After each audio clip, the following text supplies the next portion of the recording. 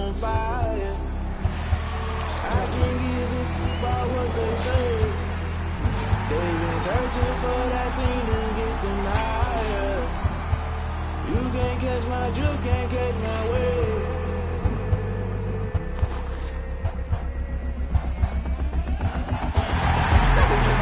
That's I'm paying my dues. They gon' try to intrude, poison the multitude. They be quick to accuse. When you got different views, just know you gon' pay the price. Best up the item you choose. Many times in the culture, hit you with them cat ultra. I knew you was a vulture. Holy Ghost get the usher. No, I can't touch you. Shock you, then now you fluster. Crashing down, I was clutter. Doing Florida, falling out through the rubber. Remember your shit, every time I was on the song. The mortal gotta stay hunting. Why the rush left for nothing? Why the rush left for nothing? Why the rush left for nothing? Why the rush left for nothing? Agitated illusion, only been for confusion. The institution, modern day execution. Think I knew the solution. Maybe that's what I do. Or just put it in the music. Just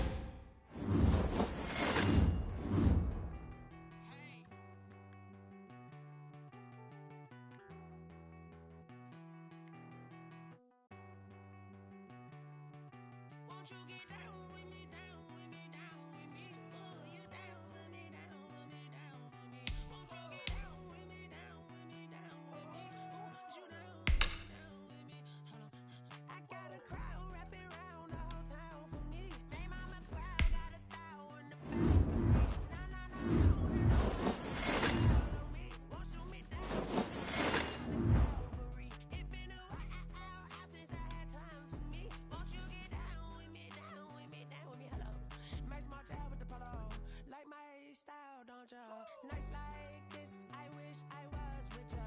On my turf, roll out the Henry rocks. She like when I hit the receiver. Friend hop in, this is a four-seater.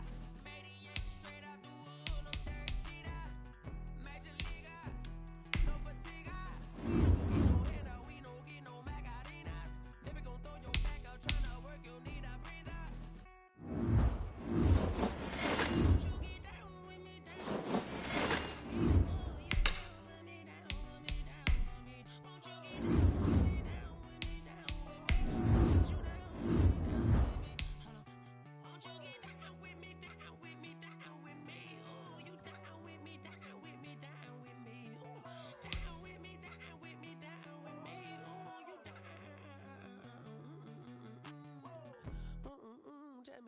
Talking to roll up that Sinatra, fly la mama to the moon. She asked me what's my life path. Told her 55 south to the cat. So many couches I cracked. Shout out South Street and shout classic. I know you really wanna be my only one, but I didn't need somebody to hold on to the suck up, baby. I know you really wanna be my only one, but I didn't need somebody to hold on to the suck up.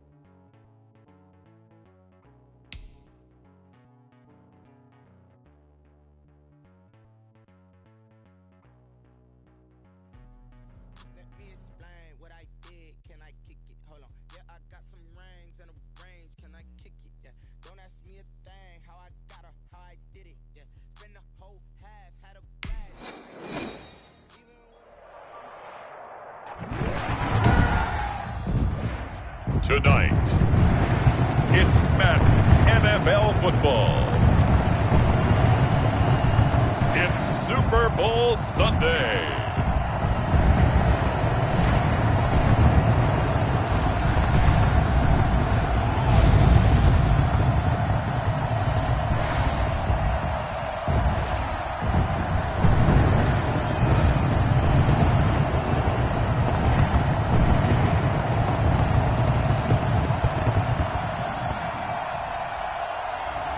We'll see Baker Mayfield and the Cleveland Browns taking on Lamar Jackson and the Baltimore Ravens. EA Sports coverage of the National Football League is on the air. Tonight it's all on the line. We play for the Lombardi Trophy, as it'll be the AFC champion Baltimore Ravens taking on a second AFC team in the Cleveland Browns.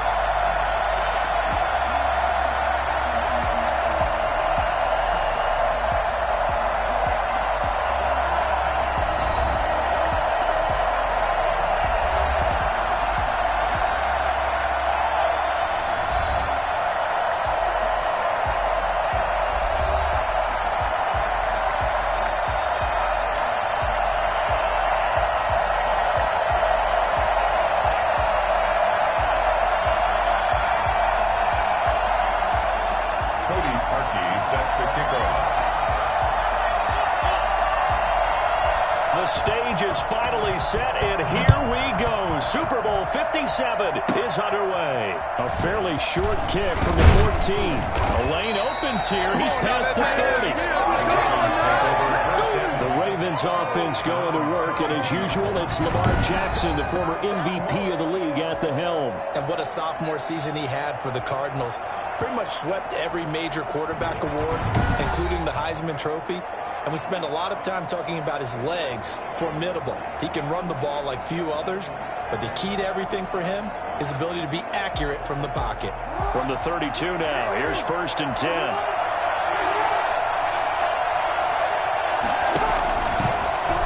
They'll start out here with the option left. And he'll hope that this is not a sign of what's in store, as he has to fight just to get back to the line of scrimmage. Calling no gain on the game's first play. And it's 2nd down now. Well, for that being an option play, there really weren't too many options available for him, were there? No, there weren't, and at least he was able to get back to the line of scrimmage, so he didn't lose anything, but you're exactly right. Nowhere to go. Throwing on 2nd down. Jackson. Catch is made by Marquise Brown. 8 yards on the completion, but now they face 3rd down. One thing we do know, he's going to get his catches. So as they move forward defensively, got to continue to focus on not giving up the big play when he does catch the ball in the secondary. 3rd play of this opening drive as they're looking at a 3rd and 3.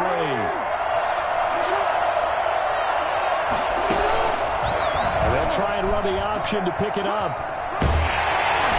And he's got the 1st down as he's out to the 45-yard line. 5 yards that time, taking it himself, and he has enough for the 1st. So that was all you're looking for on a play like that. Get the 1st down and keep the drive moving. Yeah, it just looked to me like he just said to himself, I've got this. I'll take it. I'll pick it up, and let's keep moving. Get the 1st down, get a new set, and let's start over.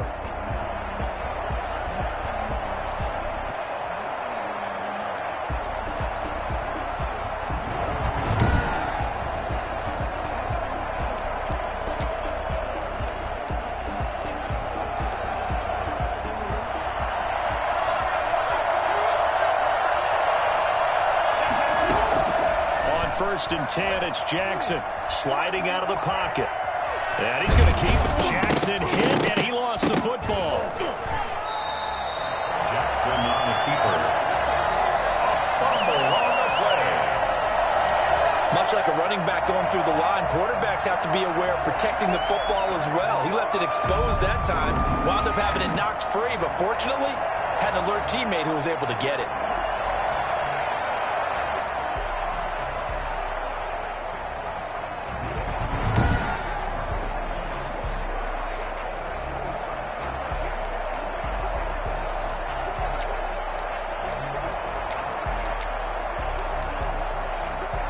The fumble on first down. Now here's second down.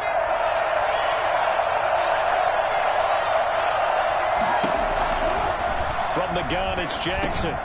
It's brought in here by Willie Snead. And they're going to have another first down as he's going to be tackled at the Browns' 43. 11 yards there as they connect on the quick slant.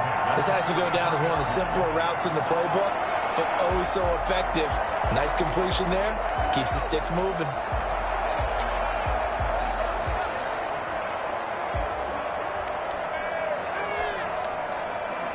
So a 1st and 10 upcoming from Browns territory now at the 43. Jackson from the shotgun.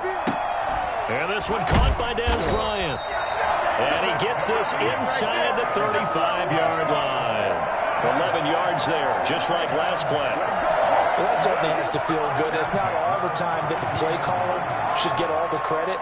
Sometimes I think in the huddle, the quarterback just says, hey, who's going to make a play for me? I just need something right here. And the end result there, nice first down. Drive keeps moving. Throwing now, Jackson on first down. And all the way in for a Ravens touchdown. With a first touchdown of the Super Bowl and along with that, the Ravens have taken the lead. I'm sure for these guys, the break from the conference championship to the Super Bowl seems so long. To get out here and score that first touchdown has to take some tension out of the game. Oh, I love the point you just made about the gap between. Think about the pressure that is built in the interim. To come out and get the first points in the Super Bowl, fantastic for the team.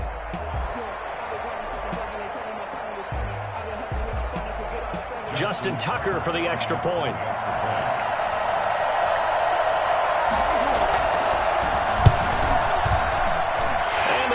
Lead at 7-0. So this drive spans 7 plays, and it's capped off by the Baltimore score.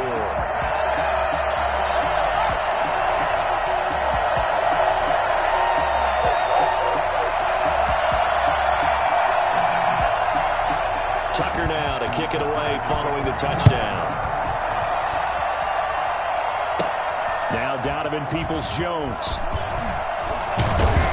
And a good return as he'll be stopped just shy of the 30-yard line. Here come the Browns on offense with Baker Mayfield, the former #1 overall pick at quarterback. It was so interesting in the run-up to the draft to talk with different scouts.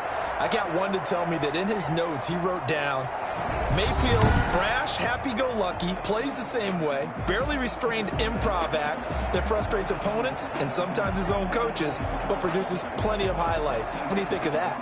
Mayfield going to lead the Browns up now, 1st and 10, just shy of the 30. First carry for Nick Chubb. He won't go down. And down he goes, but he takes it up to the 40. The drive starting with a first down, 11 yards on that pickup. Usually we see runs like this as the defense breaks down later in the game, but this guy is setting the tone early, running through all types of tackles and put the defense back on its heels.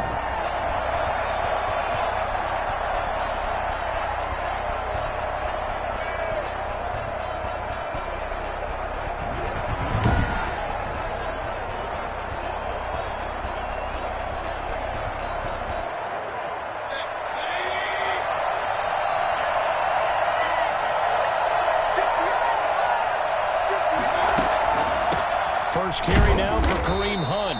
And he'll push this forward only to about the 42-yard line. Calais Campbell on the stop. And this is why aggressive defensive coordinators love to blitz. It wreaks havoc because they end up taking their attention to the blitzers, freed up the D lineman to make the play. On 2nd and 9, Mayfield. And now he'll turn and off. And that's caught inside the 30. And he'll go down, but not before getting this inside the 30. That goes for a gain of 31. Well, after the standard 2-week layoff, you always wonder how's your offense going to respond and come out and play here in the Super Bowl. Well, they got a great answer right there and almost a sigh of relief on that side of the field because now they've got to feel like they can use their entire playbook and game plan for this one. So now then, the big play has them all the way inside the 30 now, 1st and 10. Mayfield hands it off to Chubb, and he'll be dropped at the 23 after a pickup of about 4. Well, on every play call, you realize it's not going to go for a touchdown, so a lot of your calls are setting things up for maybe later in the game, trying to establish the inside run with toughness now, hopefully get to the perimeter later, and let's face it, you could do worse than a 4-yard run on 1st down. Following the pickup of 4, here's 2nd and 6. Mayfield on play action. He's going to take a shot for the end zone. And this is caught. Touchdown, Cleveland. Rashard Higgins there to make the grab. And the Browns are within an extra point of tying this thing up. And, partner, they found a gap there on the post pattern, and it was in the middle third of the field. And that's really difficult to do because ordinarily the safeties are back there to prevent that happening. But they found the opening and exploited it.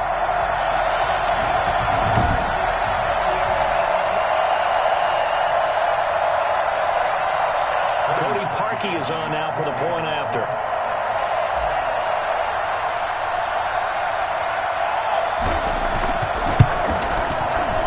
It's up and good. So these teams match touchdowns here in the first quarter, and we're tied 7-7.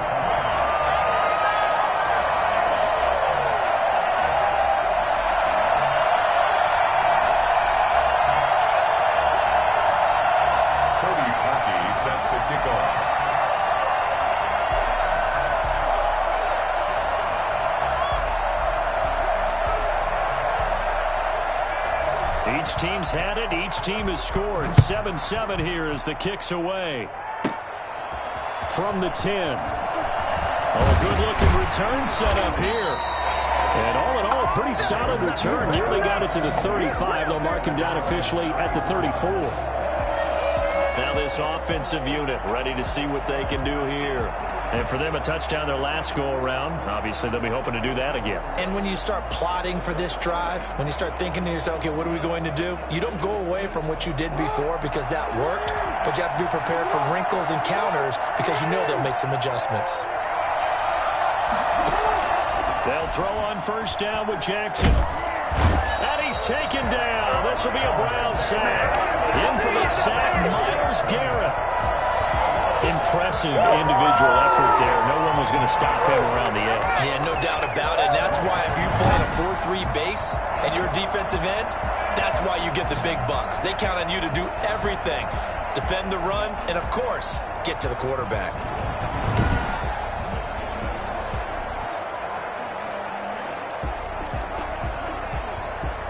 Don't need it all back at once, but you figure they're going to need something here. 17 yards to go on 2nd down.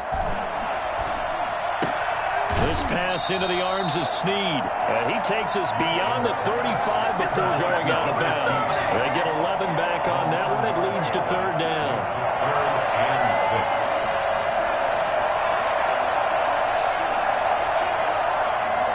6. And for the Browns, a nickel set here on 3rd down.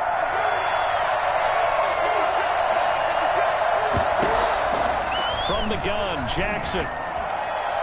And this is going to be incomplete. And this is what you want to see from a defense. Give up an opening drive touchdown, that's fine. But how about them going back out there, recommitting themselves to the task at hand, and forcing a 3-and-out and giving the ball back to their offense.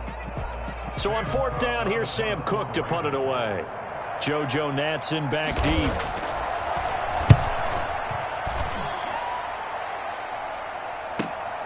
This is fielded at the 7.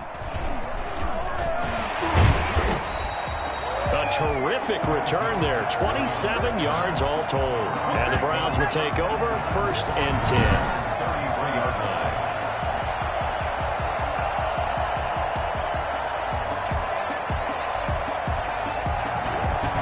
Second drive coming up here for Cleveland as they return to the field on offense. And that last drive, so effective in the passing game, resulting in the touchdown.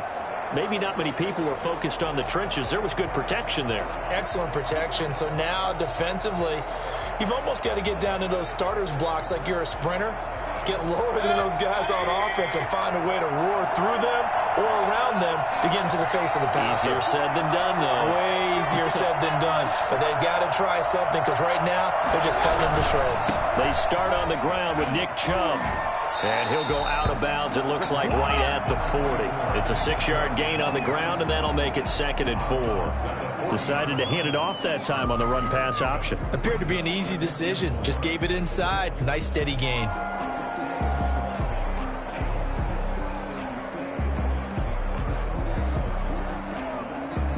The last run got 6, now 2nd and 4.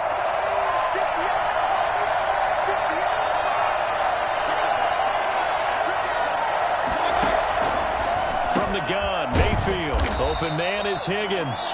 And he'll be taken down, but not before he works it past the 50. A gain of 13. It's a 1st down. But one of the ways the quarterbacks keep all the receivers alive in a play, never lock in on any one guy. Make sure you keep your eyes moving, scan the field. And here he finds the open guy for a nice pickup. 3 tight ends in the ball game here on 1st and 10.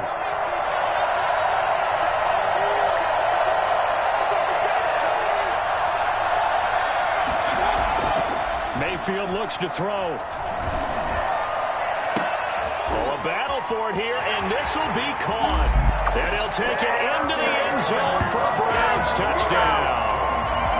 David Njoku, 47 yards. And the Browns have taken the lead.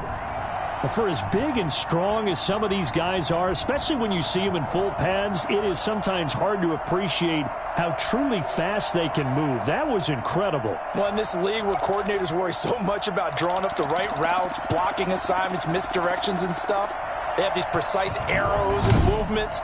Sometimes the best plays just come from the schoolyard where you look at your fastest guy and say, go long, go get it, big man. Now Parkey for the extra point.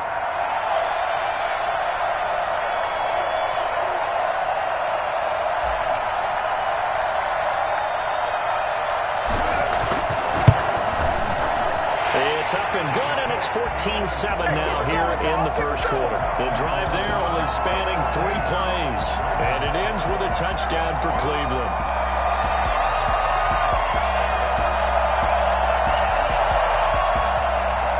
Cody Parkey set to kick off.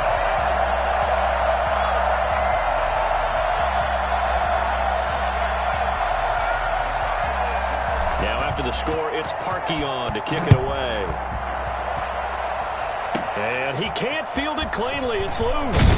Now a crease here as he's past the 30. The Ravens take over a 2nd and 10. They're on 31-yard line. And now Baltimore gets set to take the field. They trail early on in this Super Bowl as they come up 1st and 10.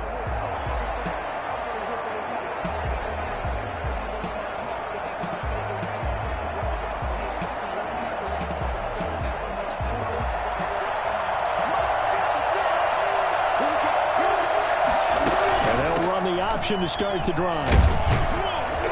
And he'll get this only up to about the 35. Give him 3 on 1st down. It'll set up a 2nd and 7.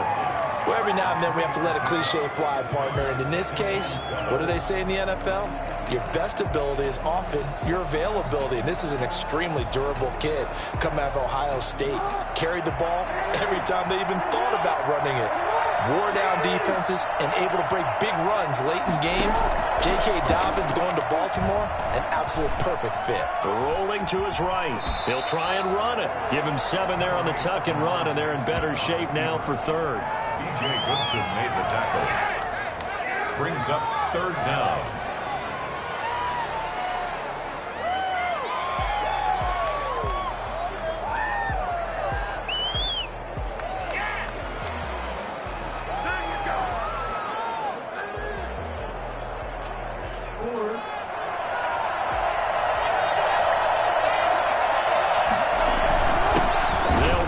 This is Gus Edwards. Well, they hit him in the backfield, and he will not escape.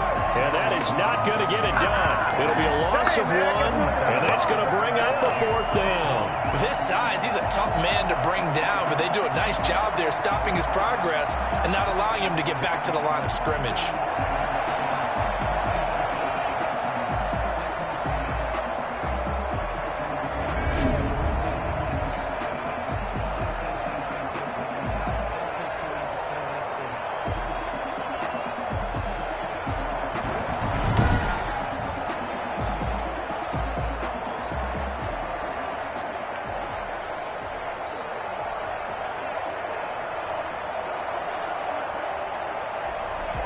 Here's Sam Cook now, as he'll punt it away for the 2nd time.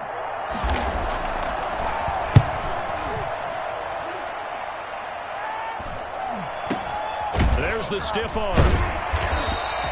35 yards that time on the punt. And possession will switch hands, 1st and 10.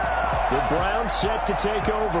And right now they're saying, hey, let's keep this going. 2 drives, 2 touchdowns. Yeah, can't ask for a better start than that, can you? I mean, this is the way you practice it. This is the way you rehearse it.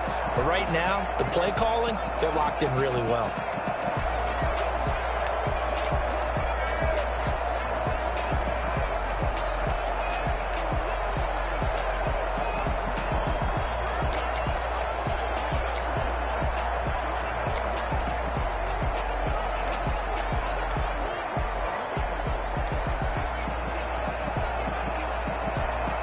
Mayfield going to lead the Browns up now, 1st and 10 at their own 25-yard line.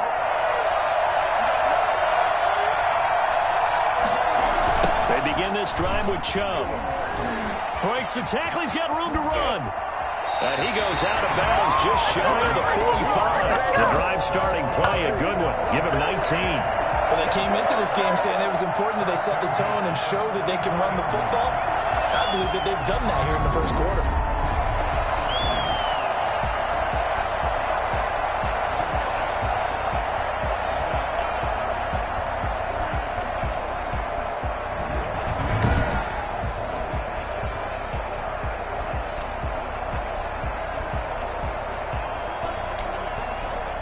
Took just 1 play to move all the way to the 44 as they try again on 1st down. A run for Nick Chubb. And he'll only get a yard, maybe 2, up to the 46. Well, any lane that might have been open there was closed pretty quickly, and that was because the defensive front, they won that battle at the point of attack at the line of scrimmage. They used great leverage, held their spot, and stacked him up.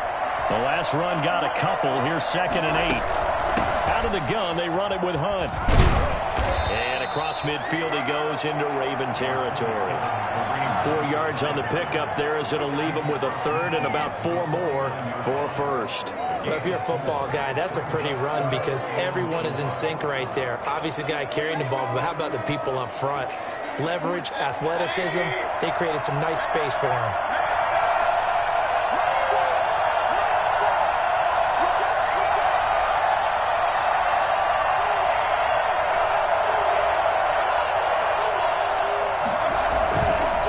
Mayfield hands to Chubb on the draw. And this effort won't be enough as they rally up to stop him a couple of yards short. Just a gain of 2 there, and it's going to bring up a 4th down. When we talk about defenders, specifically linebackers, keeping their eyes in the right spot. He had that eye down the entire time. And you know that's not easily done because they throw a lot of misdirection at you. They try and fool you and get your eyes in the wrong place. But you're right about that one. He correctly figured that one out and made a really nice play. On 4th down, here's Jamie Gillen on to punt.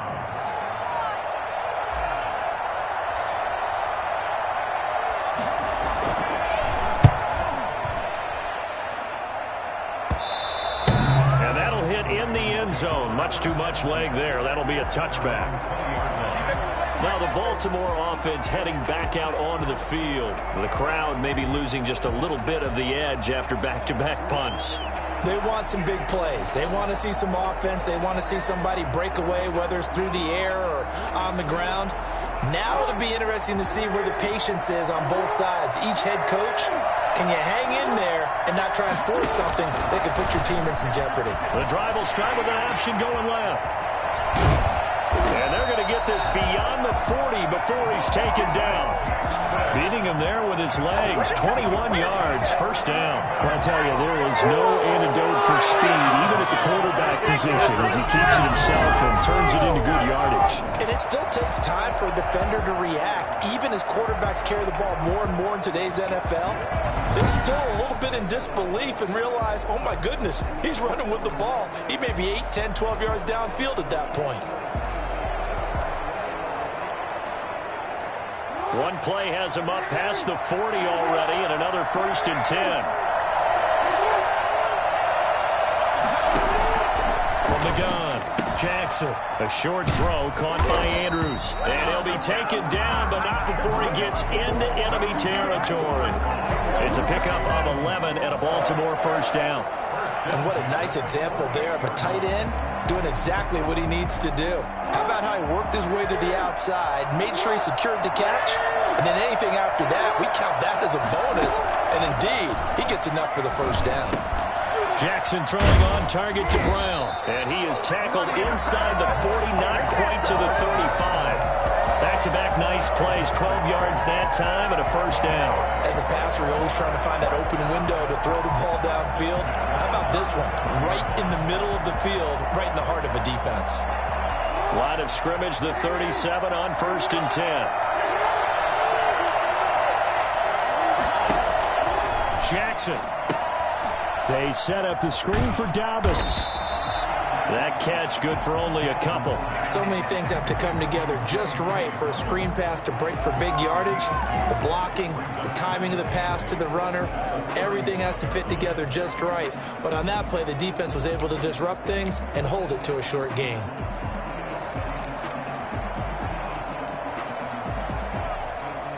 So 2nd and 8 here after the pass play for 2 yards on first down. Jackson will throw again on the move to his left. And now he's going to use his legs. And he gets it down a yard or two shy of the 30 before he's out of bounds. He'll wind up getting 4 there on his own, but it will leave him now with a 3rd down situation.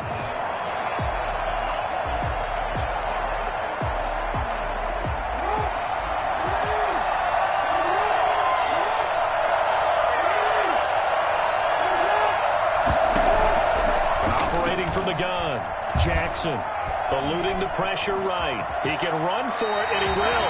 Lamar Jackson, such a threat with those legs, able to improvise and get the first. We just saw a nice example of why teams often bring in baseball guys to teach quarterbacks how to slide in key situations.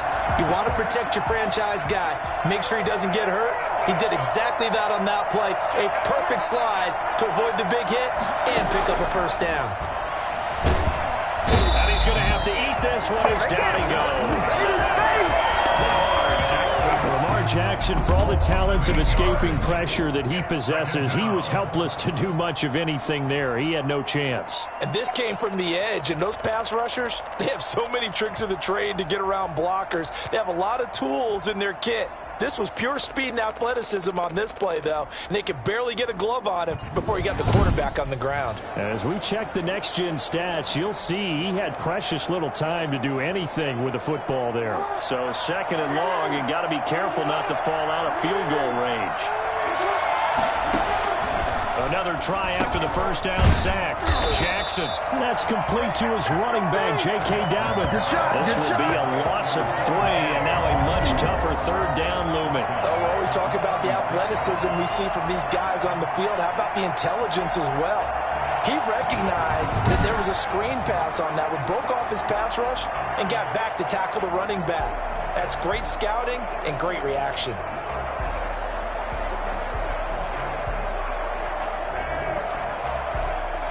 Ninth play of the drive now on 3rd and a country mile. From the gun, Jackson. The Browns D locked in on 3rd down, brings up 4th. They really had a good drive going there, but a nice recovery by the defense these past few downs, able to knock that one away on 3rd down and bring up what I think for the offense, an unexpected 4th down here. So on fourth down, here's the Ravens Pro Bowl kicker Justin Tucker out onto the field. From the right hash, this from 53. And he missed it. It's no good. And this score will stay right where it is.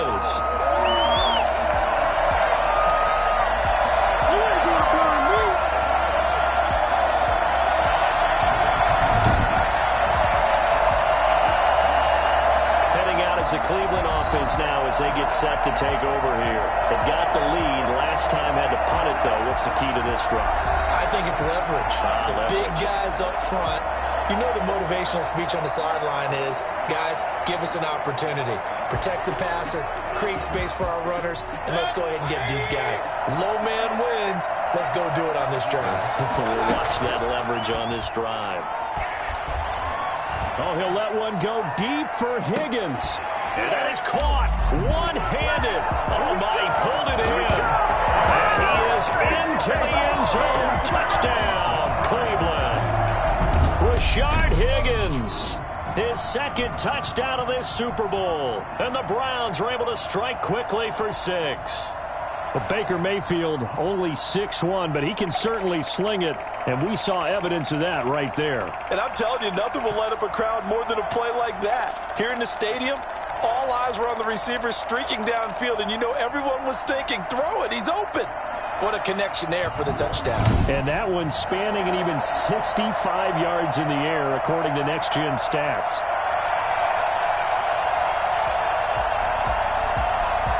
Now Parkey for the extra point.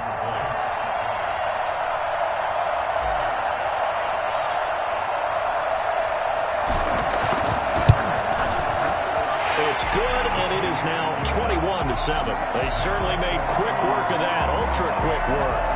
One of the fastest drives you'll ever see, just one play resulting in the touchdown.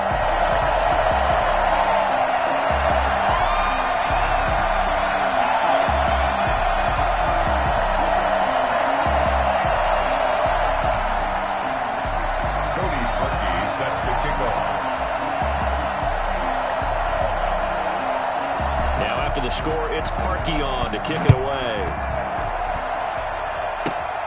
Taken at the 15, a short kick.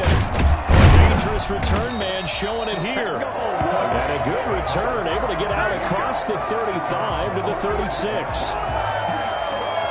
Baltimore about ready to go on offense. Last time out, they had that long 50-plus yard field goal that they missed.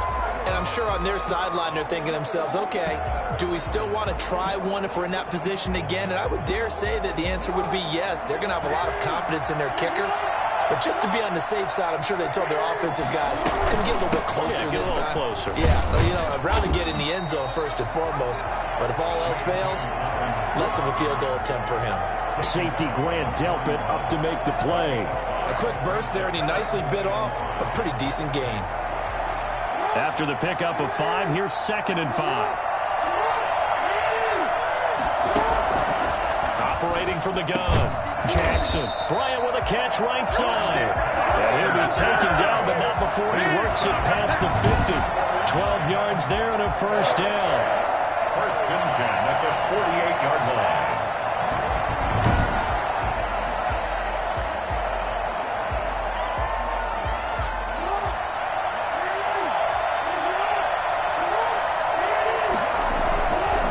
First and 10, it's Dobbins. And he'll be taken down as that will take us to the end of the first quarter of play. A pretty wild first quarter. 21-7, our score. Ravens 7.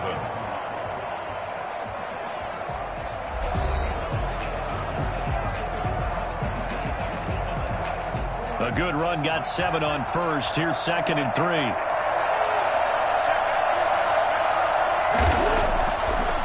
Jackson over the middle, and it's incomplete.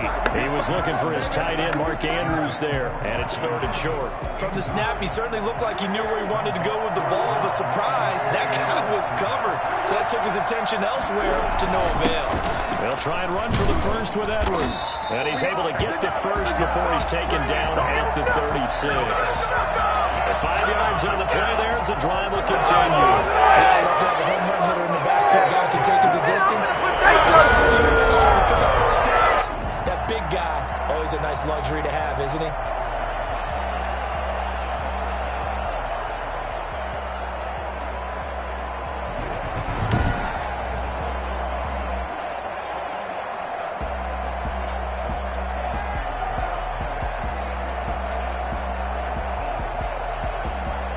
So from the 36 now, 1st and 10.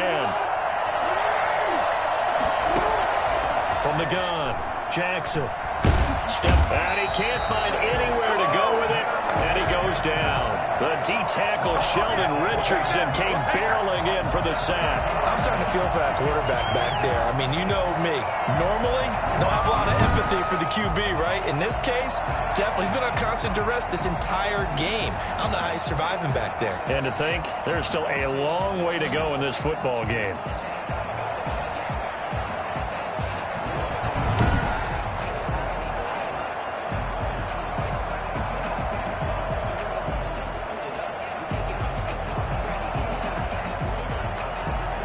Sacks, a growing theme in this first half. This is 2nd and long. Another try after the first down sack. Jackson. And he's going to go down again. Myles Garrett able to drop him that time for his 2nd sack of the evening. How about that, partner? His 2nd sack of the game, and that puts him in some pretty good company. 17 guys have 2 sacks in the previous 52 Super Bowls, but only 3 have had the record number of 3 sacks in this game. And we've got the list here. If he gets another one and everyone behaves nicely, we might just list those out for him.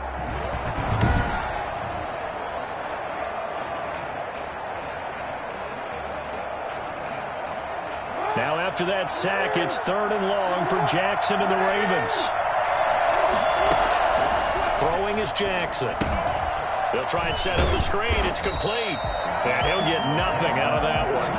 Good contain. No gain on the screen, and it'll bring up 4th down. So unable to get any yardage at all off of the screen there on 3rd down. And ordinarily on 3rd down, that's when you want to bring pressure. You get all your guys who want to get after the quarterback. But how about the patience they showed? Read the play, snuffed it out, and made a nice stop. Here's Sam Cook now as he's on to punt for Baltimore. Hey, yikes. Terrible kick headed straight for the sidelines. The Browns take over 1st and 10 at their own 37-yard line. There's Baker Mayfield as he and the Browns offense comes back out. And it's been a good game for him to this point, Charles. They're winning on the scoreboard. They got to be feeling pretty good. And it's always fun for them when they're not just winning on the scoreboard, but they're contributing in a big way. You see him throwing touchdown passes, watching this video here. It's got to be a fun time for him and a relaxed time because nothing is pressing. Relaxed, cool, calm, collective, all those things describing him right now. Mayfield going to lead the Browns up now, 1st and 10 at their own 37. Now the first play of the drive there is incomplete. Trying to get it to Landry there, and it's 2nd down. I know at times people think we use it too often, but you've got to be able to throw guys open. And when you read zone, you've got to stick it in there before your receiver gets to the next guy in the zone. Otherwise, you bring him into the play. And that's precisely what allowed that defense to disrupt the pass.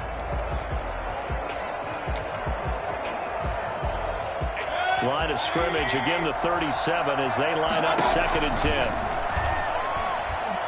Oh, he'll let one go deep for Higgins.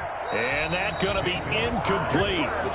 Good effort there, trying to take a shot, but it's 3rd down. You guys have been very good about checking my math. Am I correct? That's the first time that it's been incomplete when they're throwing it to him? Yes, he had caught every other ball coming his way. So they feel like they've got something really... And that's caught inside the 35. And all the way in. Touchdown, Cleveland. Austin Hooper, 63 yards. And the Browns add on to their lead. Charles, that was a heck of a play. It truly was, because when he made that catch, he had to shake through some people, right? So that play, to me, a highlight film that should be accompanied by bass music, right? I mean, boom, boom, boom, and he finds his way to the end zone. Terrific play. Now Parkey for the extra point.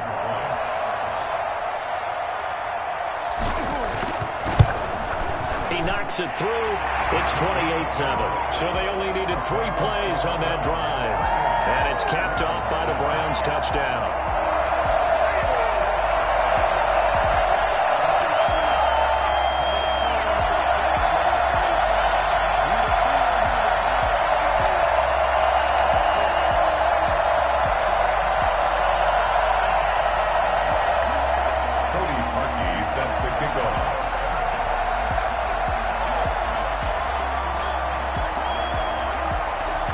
after the score, it's Parkey on to kick it away. Taking it about the 1. And they'll get him down inside the 30 at the 27. At their own 27-yard line. Take that! This Ravens offense heads back out there, led by Lamar Jackson. And how does he rally the troops, so to speak? He's played well, but they're down big on the scoreboard. How does he get his guys going? To make sure they understand it's not a me game, it's a team game. Everyone has to come together. Everyone has to up the level of play a little bit, including himself, and find a way to make some plays in order to give them a little bit of a spark and rally the team. We'll see if they can indeed rally down big on the scoreboard right now. Larry Ogunjobi there to make the tackle. I think if they want to start getting back into this game, it behooves them to get better on first down. Yeah, certainly not what they were looking for there out of the opening play of this drive. Jackson going to look to do it himself. And he'll be upended at the 33 following a gain of 3. And guess what? It brings up third down. Anytime you decide to use your quarterback as a runner, most of the time when you design a play, you're expected to break a little bit bigger than this one, because when you run him on short gains, the risk-reward and him taking hits, I'm not sure that's the payoff they were looking for. Flush, and he can't get rid of it. He's taken down. Adrian Claiborne coming in to drop him for a loss of 8, and it also brings up 4th. 3 scores down, not even a halftime yet. They're not getting much generated offensively. They've got to figure it out. It's tough because this defense just seems to be playing with so much confidence right now. They really are. They are on their toes, and they're getting at them.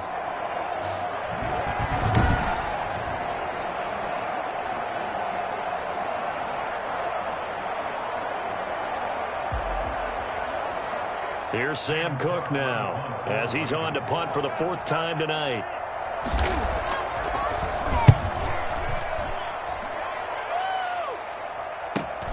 Now Natson.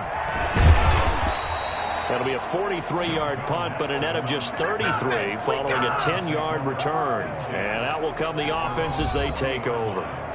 The offense trots back out there. Let's turn our focus now to Nick Chubb. He's been effective so far, over the 40-yard mark here in the second quarter. Don't forget about those guys up front, though. They've been effective, too.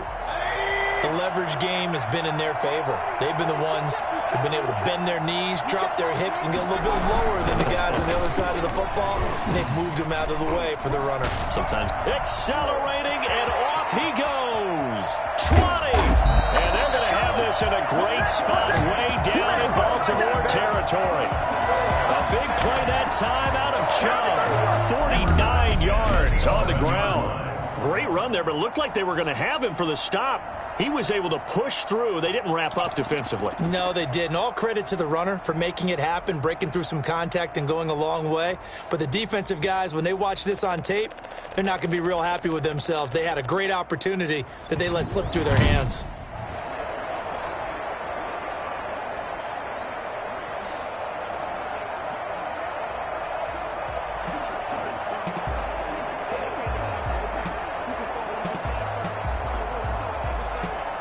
So how about this for field position after the big play? Inside the 15 now as they come up on 1st and 10.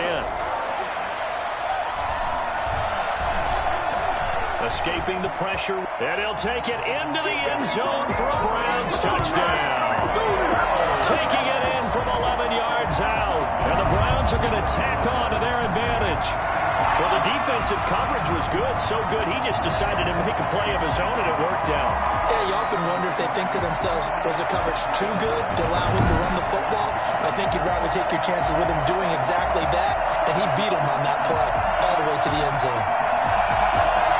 Now Parkey for the extra point.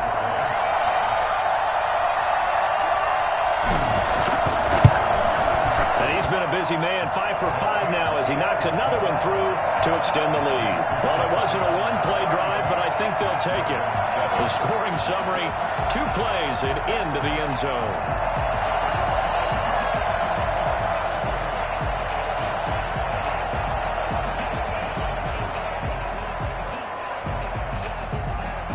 Cody Parkey set to kick off.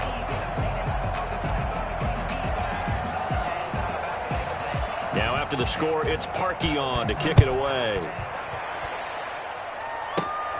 taken at about the 1. And out a little across the 25 to the 27. Ridiculous. At their own 27-yard line. Lamar Jackson marching back onto the field. A lot of the problems have been on the other side of the ball. Is that frustrating for a quarterback who's been playing well? It is, but there's no way that the best ones let their teammates know that. They actually take it upon themselves and say, okay, I have to do even more, or I need to play better. Maybe even say I put my defense in a bad spot. That's what true leadership shows you. Yeah, well, he doesn't need to change much personally. He'll get a nice chunk there on the first down run, and it's 2nd and 4. That's a really nice job by them picking up the run blitz and detecting it and blocking it and turning it into a nice run. And a lot of times you think if you blitz a running play, you're going to smother it. But a lot of the blitzers, they come in a little bit high. They don't have great leverage, and they're easily blocked and turned to the side. Jackson going to tuck it down on the option. And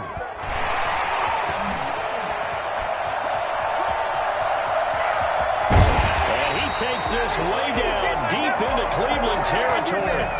A big-time gain there on the keeper, using his legs to hurt him. First down. Well, you know, most quarterbacks, when you talk about their big playability, you talk about the arm, but this, an absolutely huge play with a leg. And also with his mind, because he had to see this play develop in order to make the decision to keep it and run. And how about him looking up and seeing the seas part for him once he got past the line of scrimmage? My first thought, I think he can go all the way, and I'm trying not to take over. Your call with this play, partner. Now a throw to the end zone on first down, but it winds up incomplete. Hollywood Brown, the intended receiver, and that'll bring up 2nd down. I'm going to need some help with this one. How did he miss it? Wide open in the end zone. He's not hurried. He's not hit. And somehow, incomplete? Yeah. What happened? During film study, that's one where he's just going to shake his head, not be able to believe it. 6 points go by the wayside on that one. And able to get him inside the 5 here, just inside the 5 to about the 4. That'll leave him with a 3rd and 2 coming up. They got 8 yards there. The Ravens on 3rd down. They've converted 3 times in 8 chances. Here it's 3rd and 2. Operating from the gun. Jackson, flush to his right. He may try and run for this.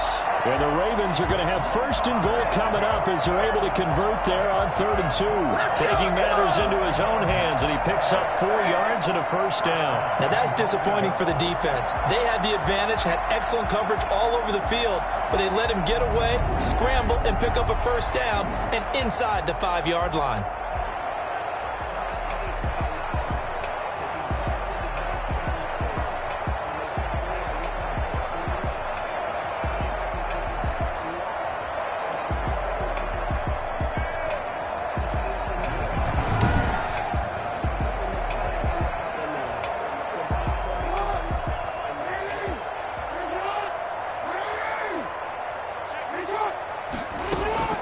Jackson now. From the gun, he'll throw. Jackson hit, and he lost the football. And this is picked up by the Browns. And a big turnover there as his guys will get the football back. We'll give some credit to the defense. They forced the big play, knocked the ball free from him, but it's a cardinal sin by the quarterback. Know where you are on the field, and he just gave up at a minimum 3 points. And instead of getting down, takes the contact. The turnover ensues. Baker Mayfield leads the offense out for their next possession. He's got to be feeling pretty good, playing well. Team has the lead, so just looking to mount a drive here that ends in the end zone. And all quarterbacks will tell you, hey, we love a running game, helps us out. But at the end of the day, they want to rely on their arm, throw the football, feel good about things, keep things moving in the right direction. Right now, that's exactly what we're seeing. And it's caught inside the 25. And he finally goes down at the 23-yard line. Every defensive staff harps on limiting explosive plays. Job not so well done there. Yeah, they talk about it all the time. A lot harder to stop, though, isn't it? And when you think of an explosive play, most offensive staffs define them as passes of 20 or more yards and runs of 15 or more yards. They went zooming past that number there. On first down, they'll run with Chubb. And able to get about 3 as he's taken down right at the 20. Brandon, all things considered, they have to feel pretty good about getting that type of a gain, considering the blitz that they just had against them. 3 yards on that last carry. Here's 2nd and 7.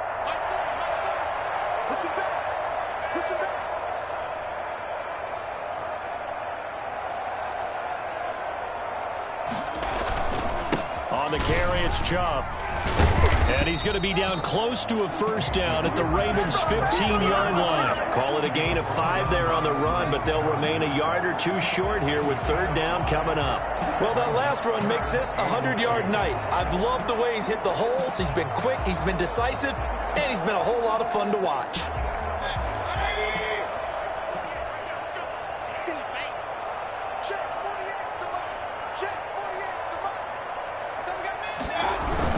They'll run for it. Here's Chubb.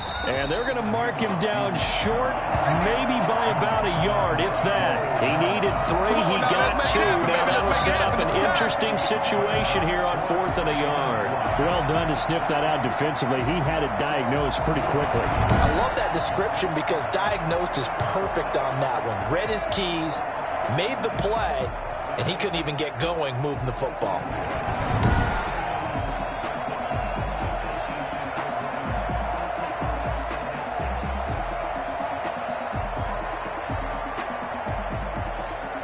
Boy, a call like this, certainly tougher to make in a Super Bowl, but they'll go for it on 4th down.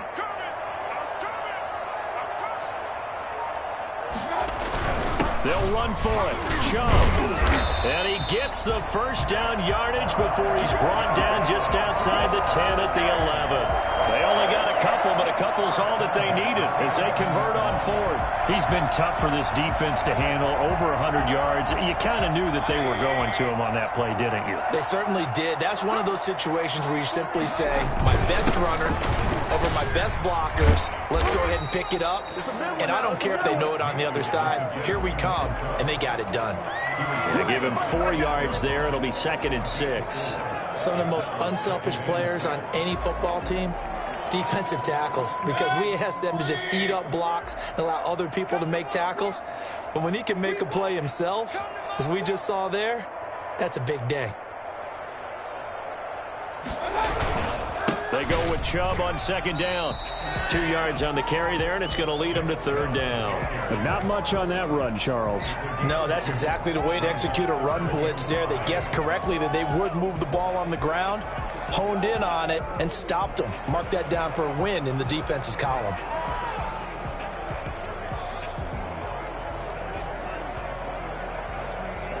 Play number 7 now coming up on the drive. 3rd and 5.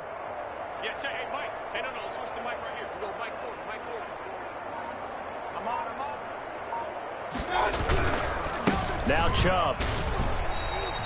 Not at all what they envisioned on 3rd down. 3 yards in the wrong direction. And that's what I'd like to see out of this defense, a little fire, a little toughness. It hasn't been the best first half for them, but they did do a nice job there, forcing a loss on that play.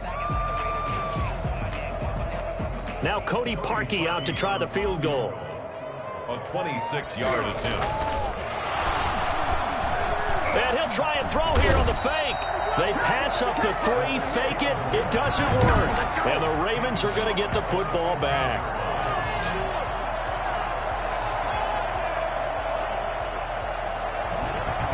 This Ravens offense heads back out there, led by Lamar Jackson. Been a decent start for him here in this first half, but they're losing. And I think as the captain of the offense, you probably always feel like you need to do more in that situation. The best have always felt that way, and they won't settle for anything less. So right now, his goal is to increase what he's doing on the field, try to make sure his teammates come along with him, and he feels like if I do better, everyone will do better. And that's what we're seeing from him right now. Got to have a little extra determination. Yeah, a little extra determination. He has thrown the touchdown pass. No interceptions for him personally to this point. B.J. Goodson there on the tackle. The last run got 3. Now here's 2nd and 7. Jackson's going to look to run it. Jackson hit, and he lost the football. And this is picked up by the Browns. And his guys are going to get the football at the 28-yard line. He had the option there, decided to keep it, exposed himself and fumbled it. Yeah, and you worry about the hits he's going to take in that situation. In this case, not only does he take the hit, he coughs the ball up, as you noted. And now Cleveland geared up to take the field.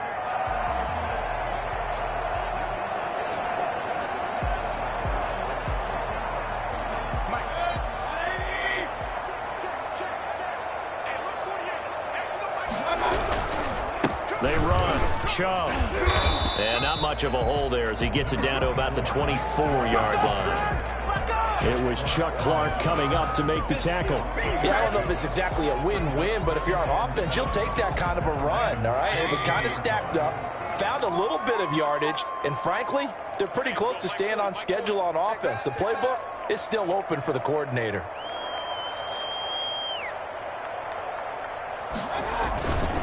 Chubb. And he'll get a couple here down to the 22. And the big fella stuffed that one up in a big way. I think doubling him has to be a priority because you can't move up to the next level if you don't take care of him first.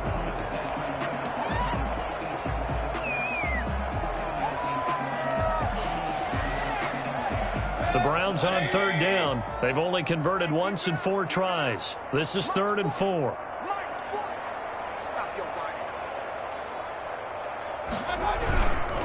On the ground, it's Chubb. And he takes it down to the 13 and picks up the first. And that gain of 9 buys them a new set of downs. So it's pretty simple, partner. You pick up a turnover, set you up in excellent field position. The last thing you want to do is go 3 and out in this spot. Yeah, they would have had to settle for a field goal attempt, but now they keep those touchdown hopes alive.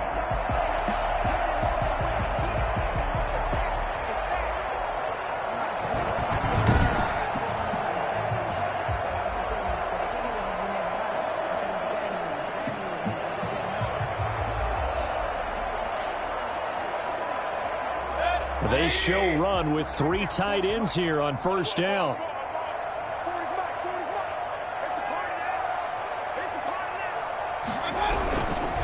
A give. This is Chubb.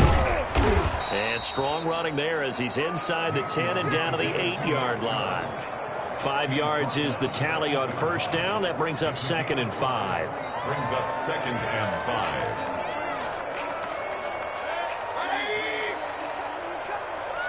2 minutes remain in this opening half of Super Bowl 55.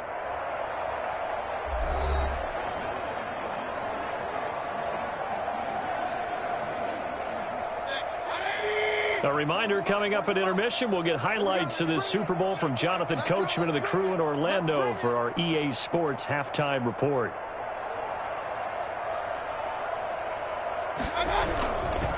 Handoff comes to Chubb. After a gain of 5, they'll wind up being about a length of the football short here on third down. Pretty good job defensively. Thought he was going to get it, but they knew where that marker was, and they stopped him just short of it. What it does is emphasize that strategic football and situational football is not just played on the offensive side, is it? Defense understanding, as you noted, where the first down marker was and making sure they didn't get there. 3rd and inches, and they've got some extra beef up front. 3 tight ends.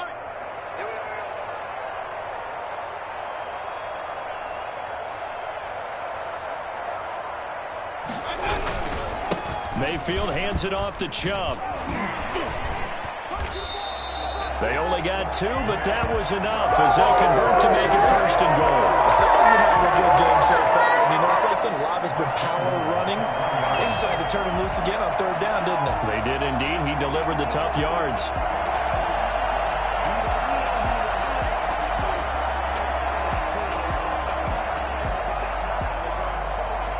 A chance to really cap off a big first half here as they come up on 1st and goal.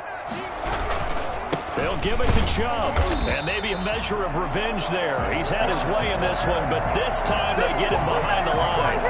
Call that a loss of 5 yards on the play, and it'll be 2nd and goal. Well, that play's not going to go in their highlight reel at the end of the season, but the only benefit to the offense, maybe a little more space if they want to throw the football now after taking that loss.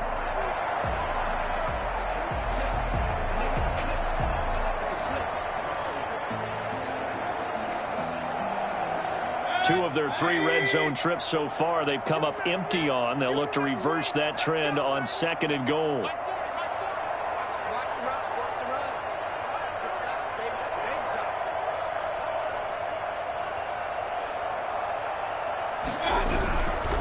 And they give this time to the tailback. And for one of the first times tonight, he's going to be held up at the line of scrimmage. It'll go as no gain on the play, and now they're looking at a 3rd and goal.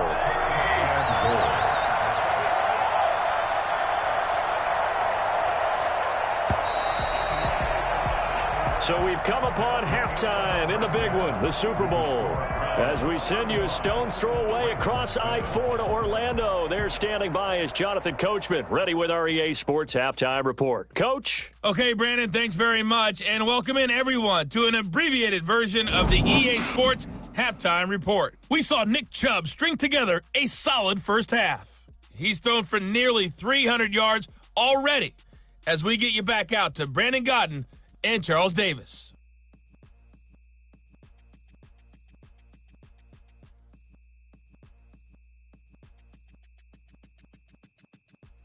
All right, Coach, thank you, and we welcome everyone back for quarter number 3.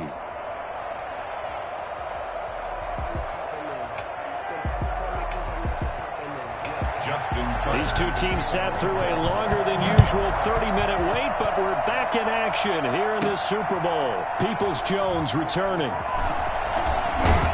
And he'll get it up past the 20 to about the 22. The Browns take over 1st and 10 at their own 20. Here's the Browns offense now getting set to start off this 3rd quarter. They built a good first half lead. Now they have a chance to add on to it. And what I'm thinking is that the offensive staff spent the entire halftime just working with them on, here's what we think they're going to do to attack us in the second half.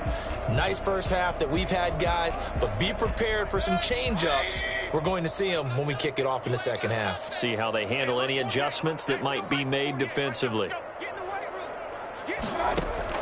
First down, Mayfield. He'll let it go deep for Beckham. And that is going to be pulled in one-handed. Wow. That one good for 37 yards. Just more of the same there, partner. Guys have just been running free in the secondary this entire game. No pass rush, a lot of passes completed. Been an easy day for them.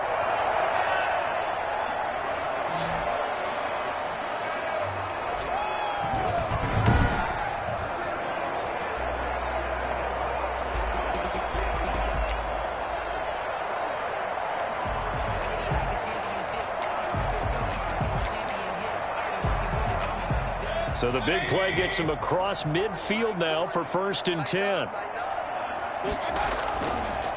They'll try the draw now with Chubb.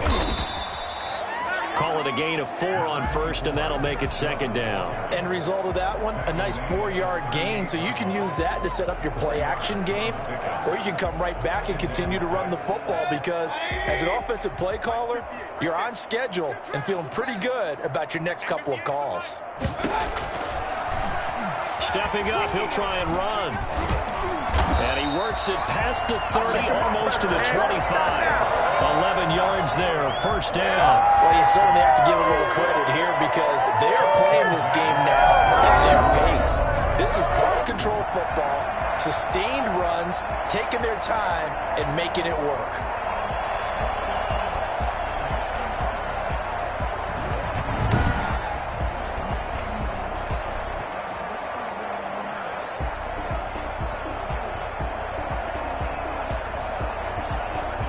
So 1st and 10, and if they score on this drive, might have to start digging in our second half blowout material.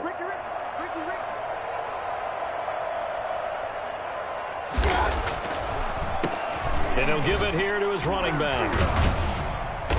And he's going to get a solid gain of 9 before being brought down. 2nd and right at a yard. Offensive linemen love creating space for their guys carrying the ball. But when that guy also breaks tackles and creates extra yardage, they almost feel like he's one of them, and they really embrace him.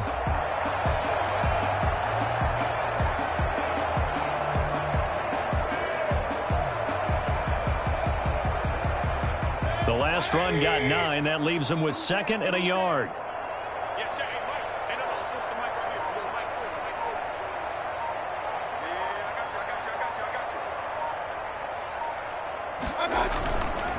you. They run it again with Chubb. And for one of the first times tonight, he's going to be held up at the line of scrimmage. No gain on the play, and now they're faced with a 3rd and 1.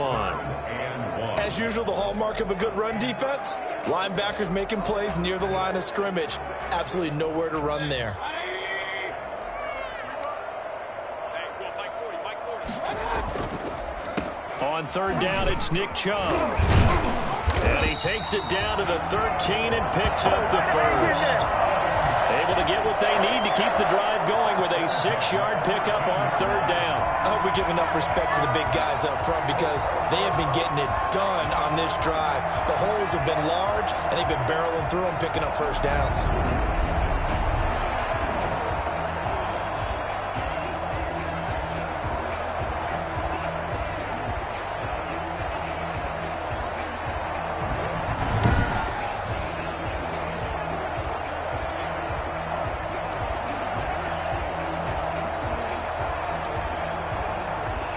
From the 13 now, they work on 1st and 10. I'm coming after you. 58, come on. 58, come on.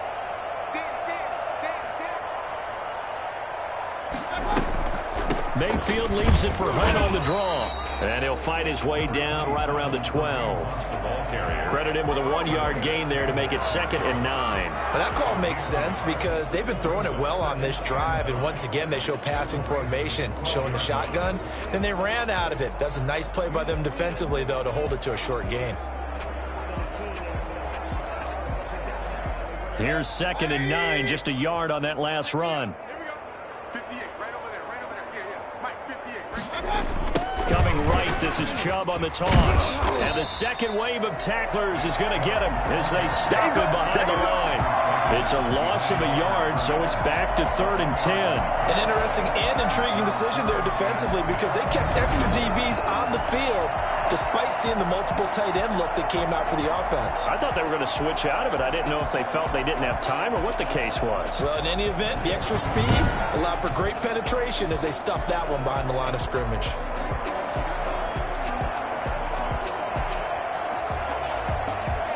Here comes the 8th play of the drive, and they need a full 10 yards on 3rd down. 58, 58, 58. Come on. Come on, let's go. And again, it's Chubb. And he's not going to get anywhere close to the marker as they'll stop him well short of the yellow line.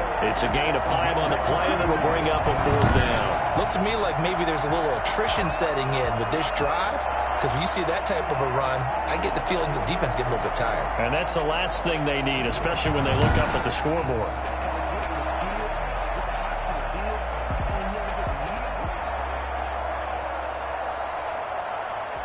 Now Cody Parkey out to try the field goal from the right hash, and this one just a chippy.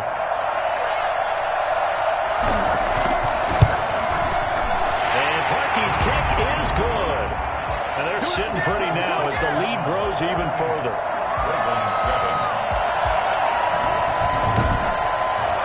So put another 3 on the board. All things considered, a good opening drive to begin the 3rd quarter. And as a defense, the way that this game is going, you're excited to see those points go on the board. Gives them a little bit of leeway to play with when they're out on the field, but they're real excited to see their offense score. Now they get to go out there and do their part. Cody Parkey set to kick off. Parkey now following the made field goal to kick this one off. This one taken just inside the 10. And he's up across the 25 and down at the 28.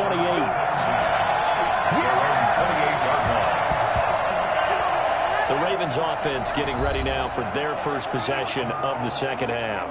And last time they coughed it up, led to a field goal. They're fortunate that it only led to a field goal, but still, they're not happy about it. Could you sense the relief, though, when they only gave up the field goal and they were able to trot back out on the field and start this drive? A little more pep in their step because they didn't cost their team a touchdown. But they know they've got to do it a lot better than they did on the last possession. The coach will just be relieved, though, if they recoup with a score here, right? I think the coach will be ecstatic to see them pick themselves back up and now take it downfield and punch in the end zone without turning it over. 6 yards was the pickup on the last completion, so here's 2nd and 4. Jackson is going to keep it himself. And he will lose yardage here to the 31-yard line. That's a big loss of 3, and it brings up 3rd down. Well, he's had success running the football in this one. That's undeniable, but that time the defense was on to him. And, partner, I think the more you see a play like this, the more they're able to diagnose it quicker and easier for them to defend it. I think you have to dress it up a little bit and show maybe some different formations and looks.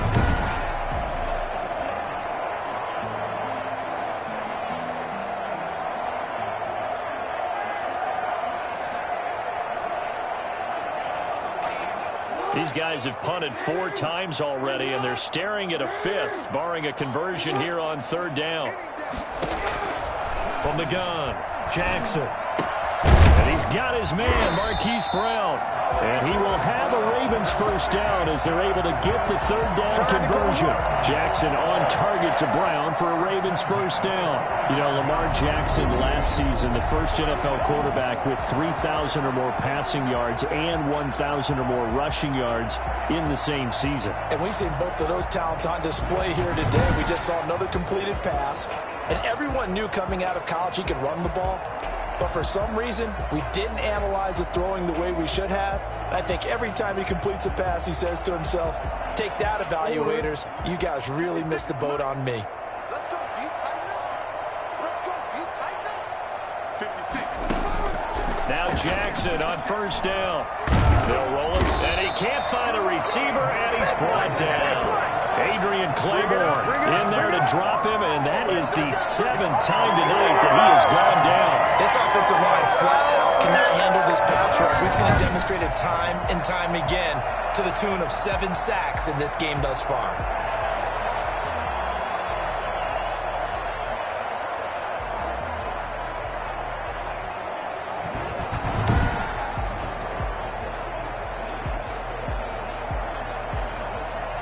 Pass protection has been a problem all night long as they come up facing 2nd and a bundle. Another try after the 1st down sack. Jackson dancing to his left. Now he'll pull it down, and they'll get to him after a gain of 7 to the 47. Jacob Phillips on the tackle. It's a gain of 7. Brings up 3rd and 9.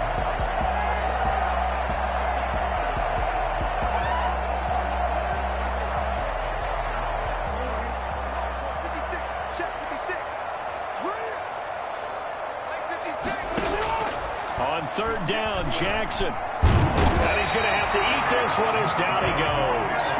Malcolm Smith in there to drop him for a 6-yard loss, and that will lead to 4th down.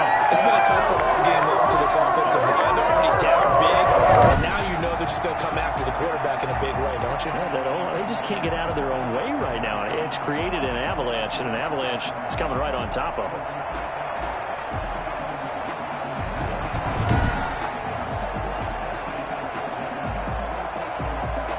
Here's Sam Cook now, as he'll come on for his 5th kick of the night. Oh, this is off the side of his foot. And the punt over the side in the air, and the spot will be inside the 35. Now Nick Chubb and the Browns get set for their next possession. And we have seen a decline in the numbers. Where does the fault lie? Just him? Maybe the guys up front? Combination? Well, as you and I both know, it's almost always a collective deal. But in this case, I think maybe the offensive line got a little overconfident. They had blocked so well in the first half, picked up on what the defense was doing. I think we've seen an adjustment now that they have not picked up on, and now they're being a little bit overwhelmed.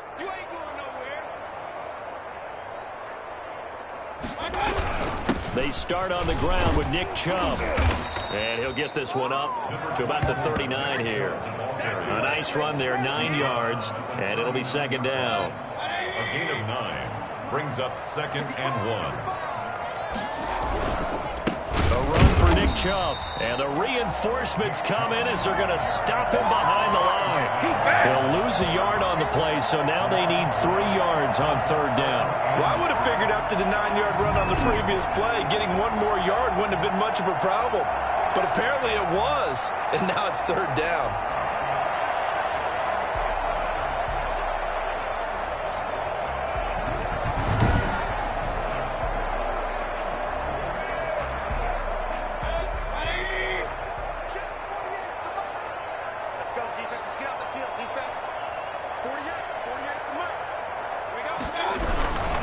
On the carry, it's Chubb. And it was the stiff arm there that freed him enough to get the first before he's tackled. They get 5 out of that one, and it moves the chains. Well, partner, none of these runs individually have added up to a whole lot. Now, 3 plays, all 3 short runs, but together a first down. Yeah, it's amazing how the narrative changes when you string them together.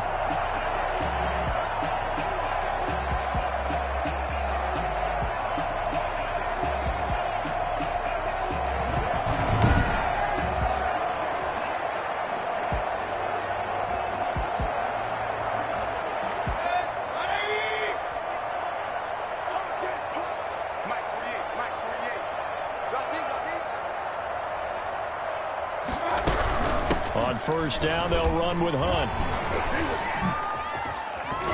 And they're well past midfield, just a yard or 2 shy of the 40. A good play there as the Browns strike for 16 on a first down. A good chunk of those yards came after contact, and that's an area where he's really starting to excel as a running back. It felt like he was doing a drill that running backs have to perform all the time, especially in pads, called a gauntlet drill. 2 guys, you know, people, these 2 rows, you have to go right through the middle of them and make sure you take care of the football and knock people aside. He's performing the drill on that run.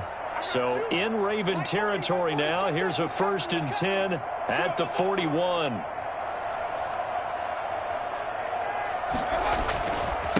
Now a handoff here to his running back.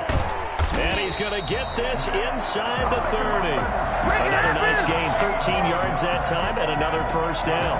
We use the word relentless a lot with guys who are aggressive on the field. In this case, it really fits, doesn't it? How about his ability to break tackles and his feet never stop moving?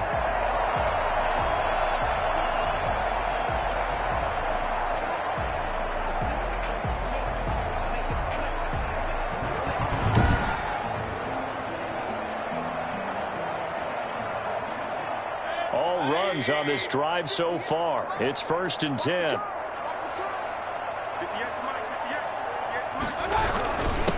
Gonna give this time to the tailback. Still going. A solid run on first down. Gain of 7 leaves him with a 2nd and 3. And there we saw one of the downsides of blitzing during a rundown, because sometimes you get out of your gaps. You don't fit the run quite as well because you're headed towards the ball carrier with abandon. So they'll come up after the gain of 7 on a 2nd and 3.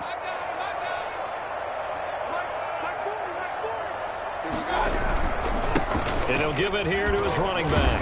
And they'll bring him down at the 18-yard line. 4 yards the pickup, first down. They were not fooling around at all, were they? 2nd and short, and they brought out the heavy package. Almost like the super heavy package against that defense, didn't it? Yeah, I don't think they expected that much beef up front, and it turned into an easy first down conversion. On first down, they'll run with Chubb.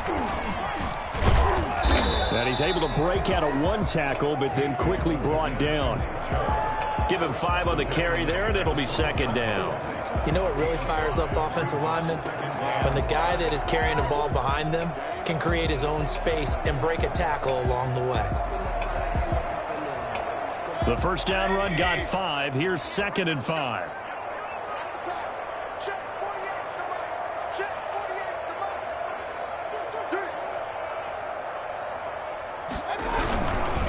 Now a handoff here to his running back. And he'll get this one down to about the 10-yard line. Still a couple yards short of the first as the 3-yard gain brings up a 3rd down. Well, that's not a run that's going to make any of the highlight tapes, but they've been moving it well all game on the ground. This is another one that keeps them moving forward. Play number 9 set to come here on the drive on 3rd and 2.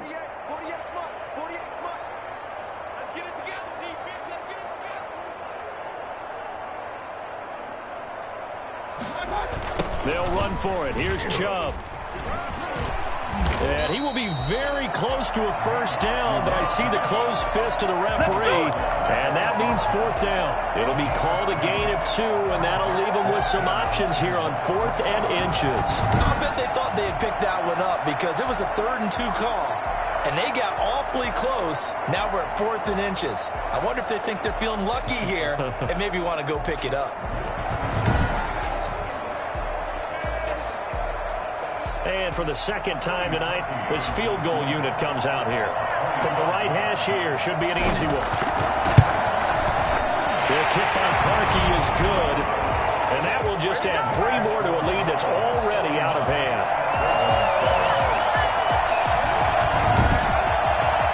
So the field goal there caps what winds up to be an 11-play drive. Well, partner, that's a lot of offense to run there to only get 3 points. I just wonder, are they going to recycle those plays because they were successful in getting 3? Or do you go to another section of the playbook trying to find ones that get you into the end zone and get you 6? This one fielded at the 5. Oh, good return up past the 30. And a nice return sets him up pretty good here right at the 30-yard line. And now Baltimore gets set to take the field.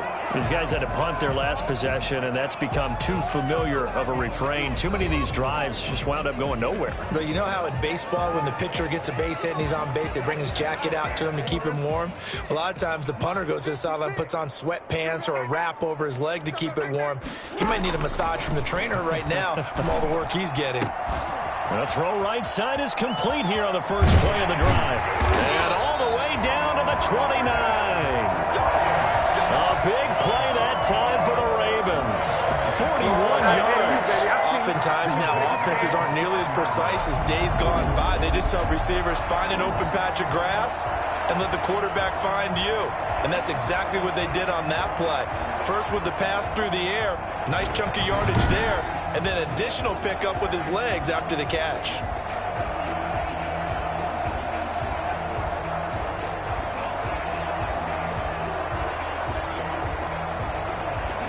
So now then, the big play has them all the way inside the 30 now, 1st and 10. 56.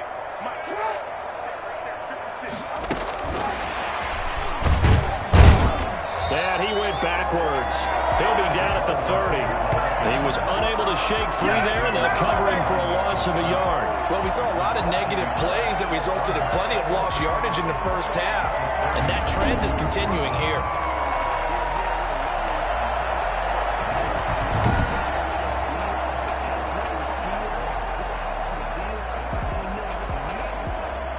Second and 11 now.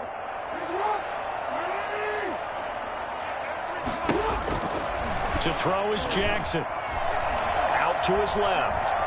He's going to take off with it. Jackson hit, and he lost the football. And this is picked up by the Browns.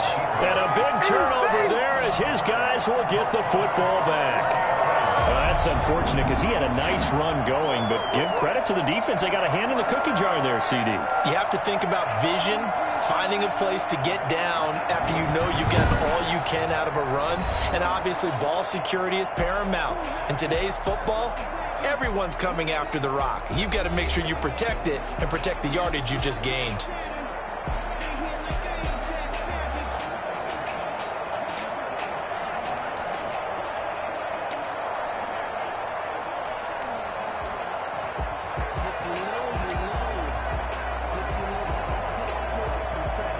Mayfield going to lead the Browns up now, 1st and 10 at their own 16.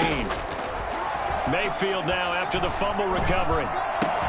That's into the hands of Donovan Peoples-Jones. 5 yards on the catch there, brings up 2nd down. In so many ways, throwing the hitch route is actually one of the safer things an offense can do. Get the ball out to the receiver as fast as possible, hope he's got man-to-man coverage, and hope that his athleticism wins on the perimeter.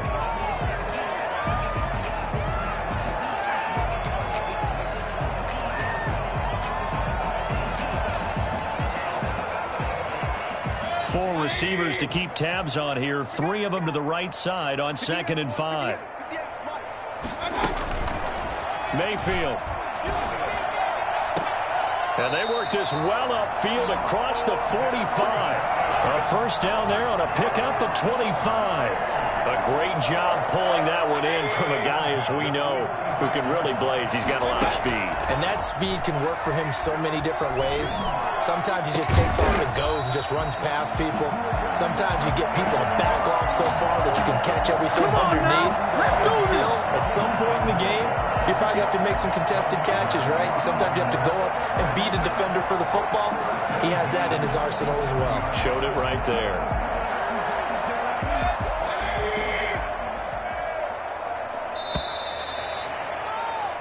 One quarter remains here in the Super Bowl. We'll return with more after this. You're watching the NFL on EA Sports.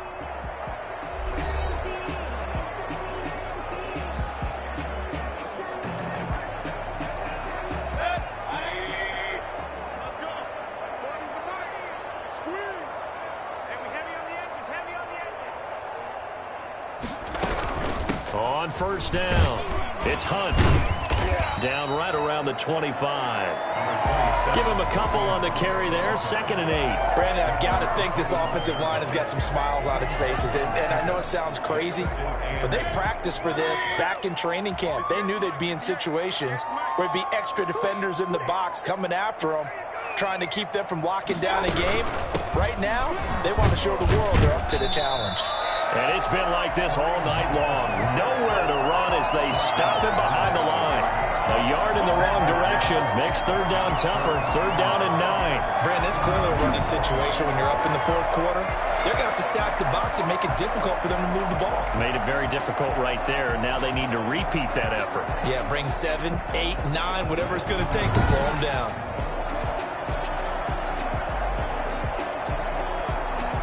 The Browns on 3rd down. They've hit on half of them, 5 for 10. This is 3rd and 9.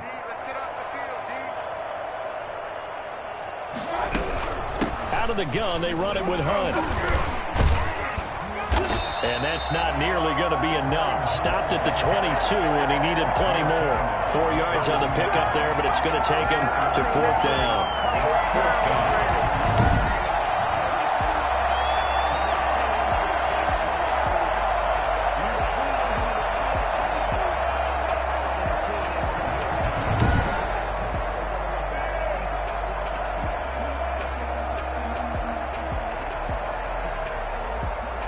So now the field goal unit trots out there for the 3rd time tonight. It's a 39-yard attempt, right hash.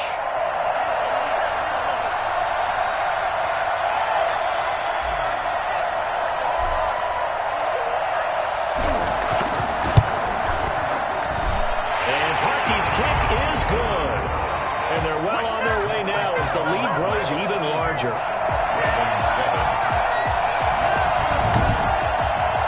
So it's 3 more points, and that widens this thing out even further here in the 4th. And you know in this league, you can never have enough points, but this widens it out, as you said, and now it's all about ball control, isn't it? Parkey now following the made field goal to kick this one off.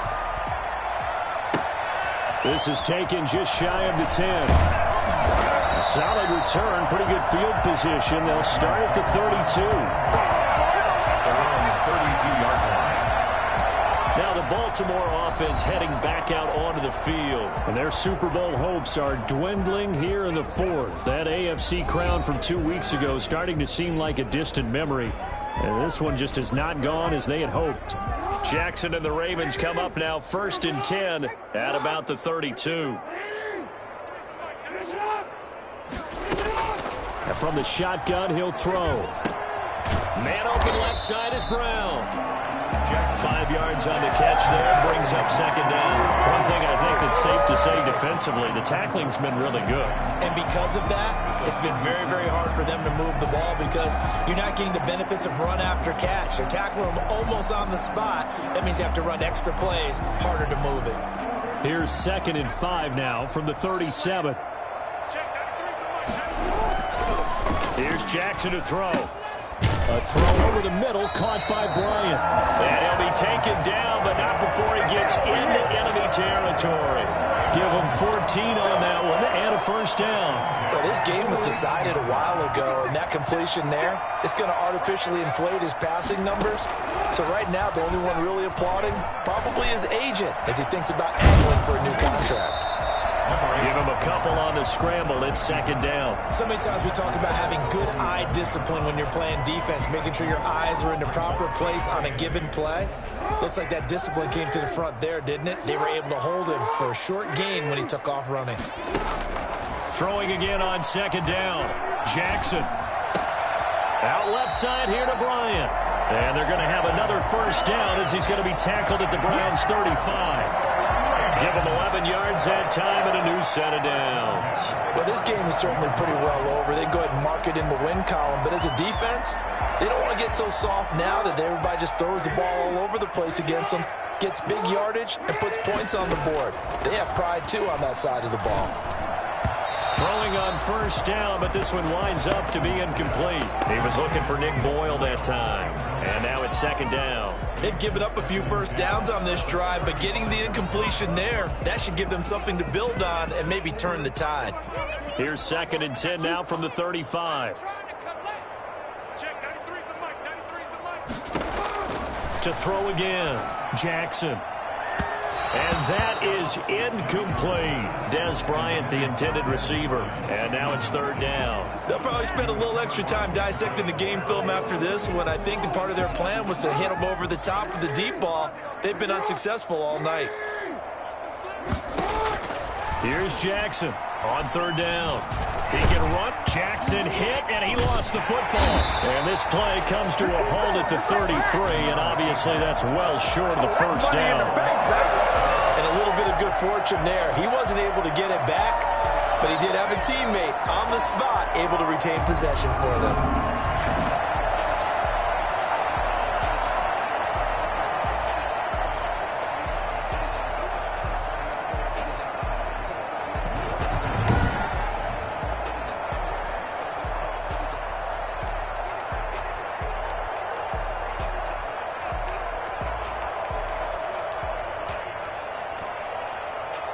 If they're going to have a shot in this Super Bowl, they're going to need this one on fourth down.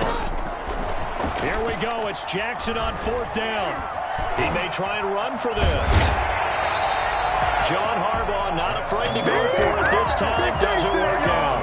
And this Browns defense stands tall. Well, they were looking for a clutch play there on fourth, unable to come up with it. How about that defense, though, huh? How about that D? Momentum swing.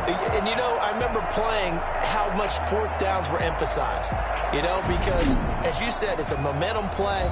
It's also a big test for you. You know, if people are going to go for it on fourth down, they believe you're not up to the challenge. You want to show them differently.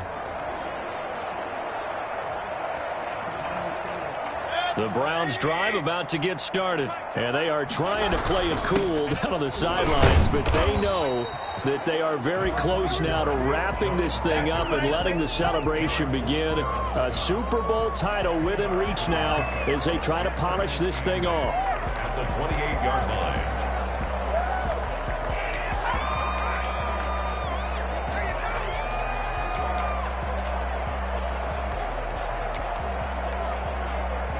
The last run good for 2. Here's second and 8.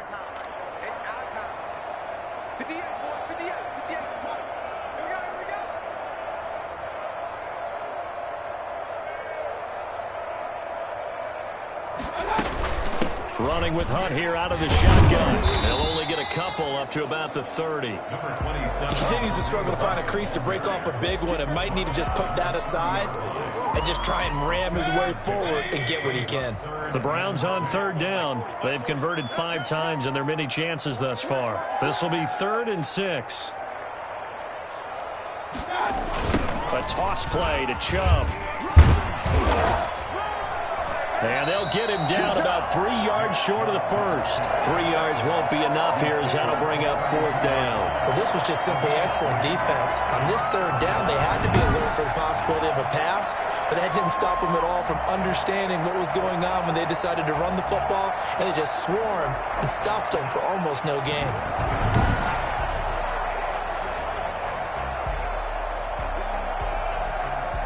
Here's Jamie Gillen now as he'll kick it away for the second time.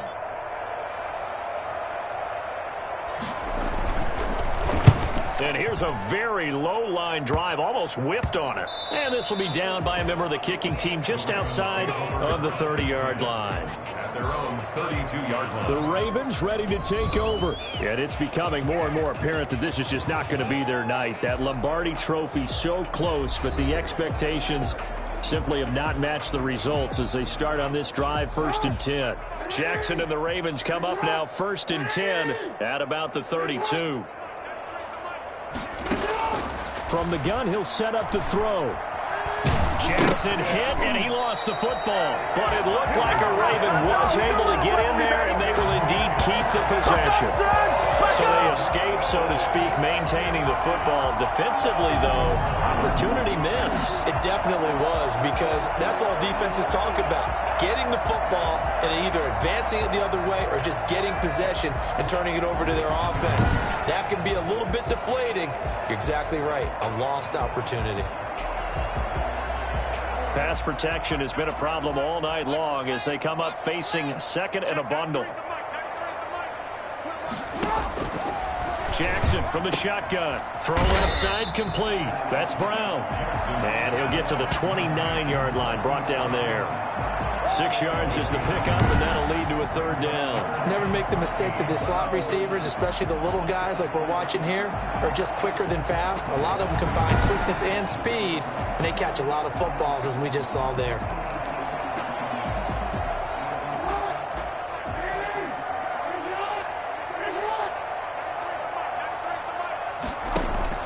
Here's Jackson on 3rd and long. Steps away, and he can't find anywhere to go with it. And he goes down. Jordan Elliott in there to drop him for a 6-yard loss, and that will lead to 4th down. That right now, that's a defeated team out there. I think you can see it totally in their body language. Hands on hips, heads low. It's just been a struggle from the start. Yeah, this team has been thoroughly beaten right from the word go.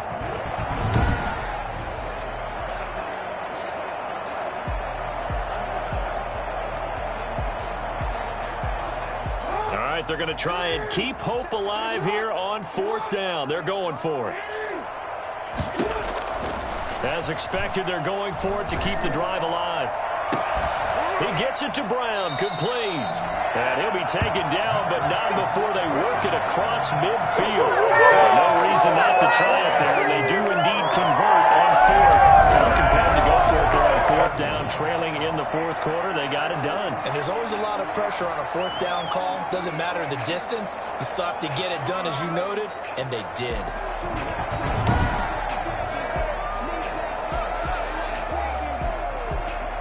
So a 1st and 10 upcoming from Browns territory now at the 48-yard line.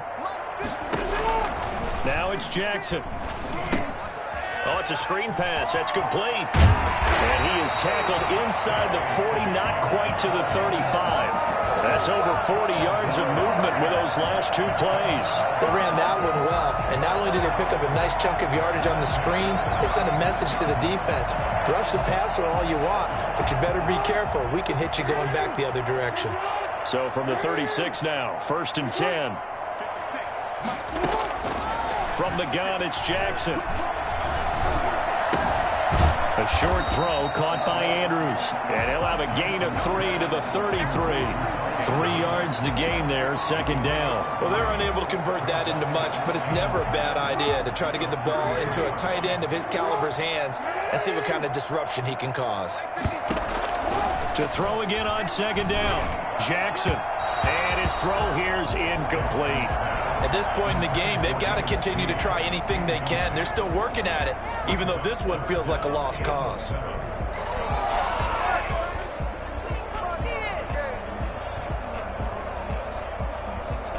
Here's play number 7 on the drive. This is 3rd and 7. Again, Jackson. He can run for it. Jackson hit, and he lost the football. And this is picked up by the Browns. And his guys will take over at the 30-yard line. You've had to put up with me in this booth. I'm going to try and be simple this time and succinct. It simply has not been their night. No, I think that fumble's kind of indicative of how this whole evening's gone, isn't it? Without a doubt. I mean, they've tried, but nothing has ever really taken throughout the game. That's why they're down so big.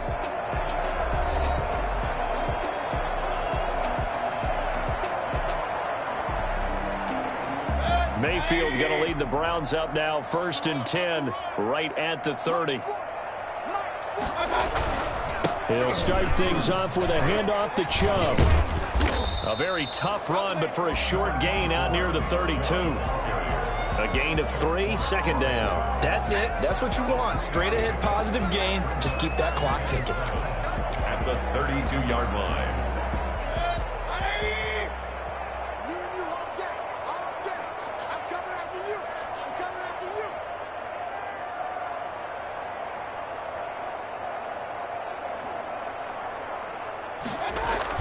They go with Chubb on 2nd down, and he'll bring it up here to right at the 40-yard line. That one, a 1st down pickup of 8. Oh, that's one to warm the hearts of all those old-school football players, isn't it? Tough, hard, gritty run, got behind his pads, bowled over a few people. Look at that one, right up the gut. Saw him through 3 quarters, no reason to lighten up now.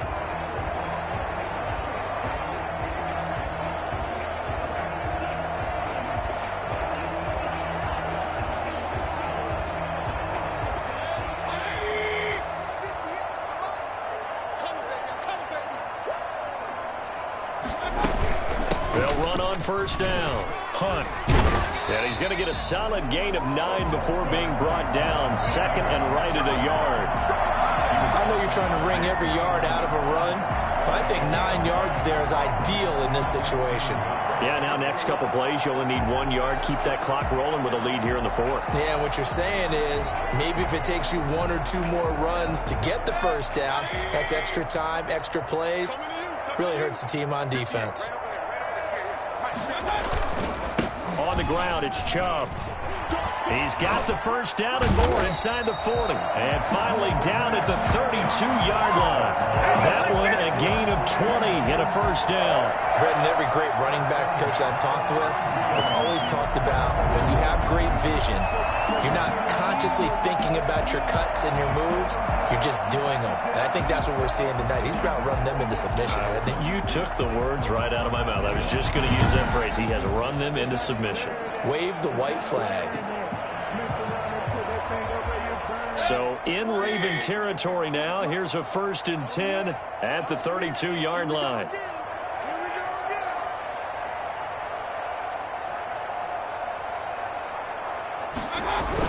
Chubb. And he will cross the 30 down to the 29-yard line. Malik Harrison on the tackle. This drive is pretty clear. Almost feels like old school fundamentals, doesn't it? Want to impose their will on the defense. What's that, 5 straight runs? Yeah, 5 straight carries to start this drive. And like you said, the way it's working, they may just stick with it.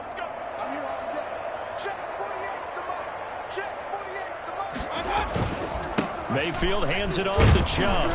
And for one of the first times tonight, he's going to be held up at the line of scrimmage. No gain on the play, and it's going to bring up a 3rd down. His carries tonight, they're getting up there, so maybe one of those every now and then is understandable. I would agree with that. Understandable every now and then. Sometimes you come back and you fake it to him and go play action. But other times you say, okay, they got him on that one. We'll come back to him in another carry. They'll try and run some clock here as they keep it on the ground. And he won't be close to a 1st down as he runs into a wall right around the line of scrimmage. Call it no gain there, and it leads to a 4th down. 4th down. That time on the outside, pretty nice job as a cornerback to shed any would-be blockers and make the tackle. And think about the praise we're giving him, what his coaches have given him, but how about the respect he gets from his teammates to be a complete corner who doesn't just cover receivers, but also tackles ball carriers.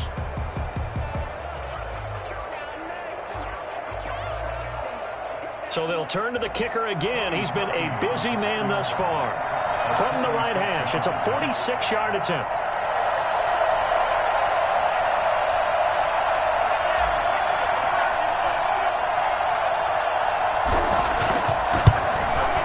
And this will split the uprights. It's right down the middle. And they're sitting pretty now as the lead grows even further.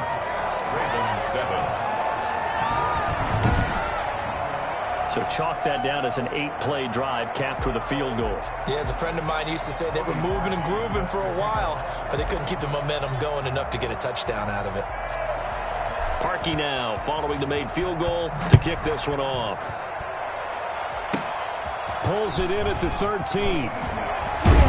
And good starting field position. He'll get this one all the way up to about the 35-yard line. They're on the 35-yard line. The Ravens offense now, they get ready to head back on the field. And the turnover last time, that's sort of been symptomatic of their struggles here in this one.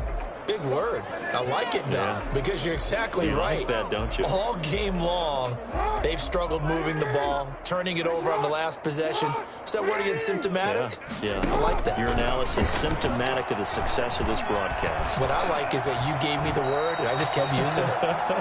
The improv on the scramble there gets him 6, and it'll be second down. Partner, he was going through his progressions. Not there, not there. After about the third one, he decided he better pull it down and run for it.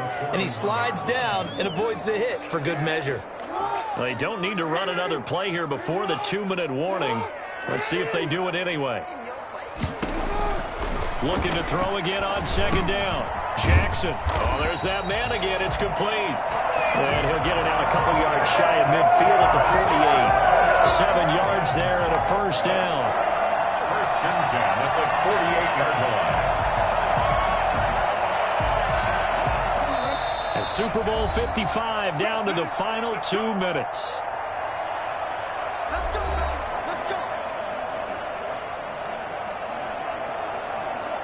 So it's Raven football here as we welcome you back. And let's see what they've come up with offensively after having time to talk it over. Now a nice throw here right side. He hauls it in. And they'll get him down as he's inside the 40. That one good for 13 and a Raven first down. Now that was pretty. They executed that curl route versus zone coverage. And that changes things a little bit because against man, it's often a tight curl, tight, sharply run route. Against zone, you're just looking for that open spot, that dead area. So you may curl a little bit wider just to get to that place. And usually and down he goes. They sack him back right around the 41-yard line. To throw is Jackson. To throw on third down. Exactly what they were looking for. They've been giving up yardage. They've been letting them drive right downfield, but they got a sack right there. How about that for a little bit of revenge? I usually hesitate when I say a guy's got world-class speed, but this guy might. So let's fire the starter's pistol. Let's go. If you've got him, you've got to try and use him. A lot of anticipation with the ball in the air, but no, incomplete.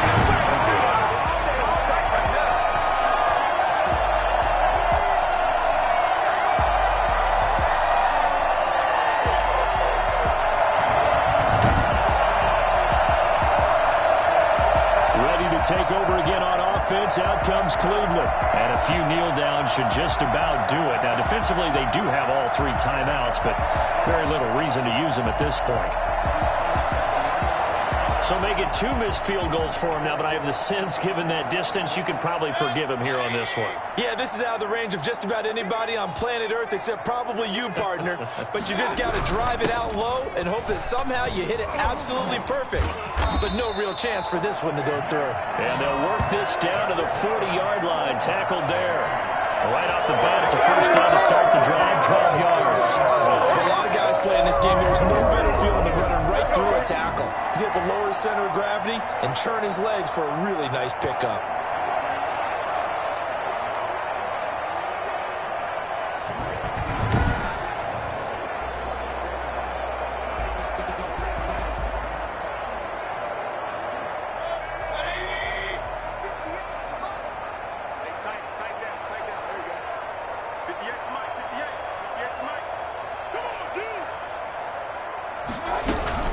On first down, it's Hunt. Just what you want on a first down run. Call it 8 yards, and it's 2nd and 2. Well, they'll take that every time with a lead. First down, fourth quarter, getting 8 yards. You love that. They will take it, and you have to ask the defensive guys, why did you give it? I mean, you know the situation. You're down, have to stop them, have to get the football back, but 8 yards on first down puts them back on their heels.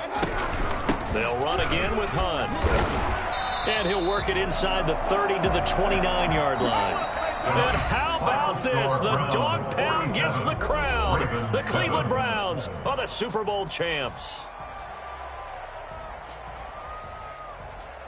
And to the Super Bowl champions, they etch their name forever in NFL immortality. That's pretty phenomenal right there. It actually gave me chills just to hear you say that, because immortality forever and ever. When you look in the record books, you'll see this team, you'll see their picture, that your name will be a part of it. That's got to be an incredible feeling, because it's been a long journey to get there, and now they get a chance to enjoy it.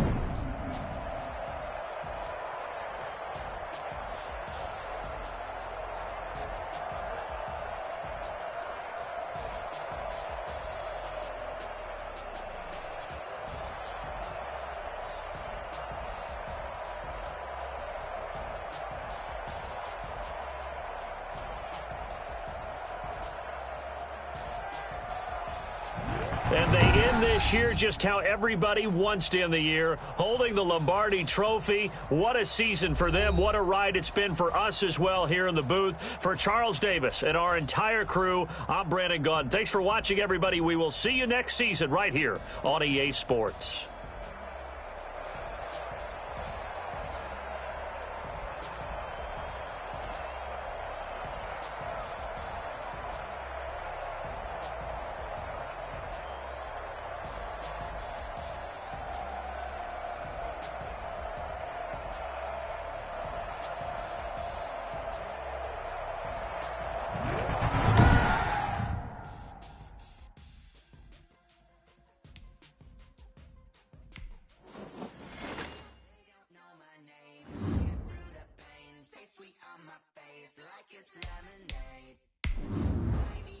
Chains, I get through the pain. Taste sweet on my face like it's lemonade. Day 6, fall and you let go, but I know I got an antidote to retain some kind of self-control. Look inside my head through a telescope. You erase all the calls from a telephone. No sense of smile, maybe tell a joke. Holding back your tears, singing minimal syllables. Yeah, look at me, out of the asylum. Was a fateful mistake, cause the time ain't up. Yet the parts of my mind don't get much love. If you want in my head, come and call me up. You look like a twisted Robin Hood. Yeah, you take from the rich and the poor and us. Wearing diamond shoes where you walk your pugs in a town you create where there ain't no love. Where do I go? Where do I know?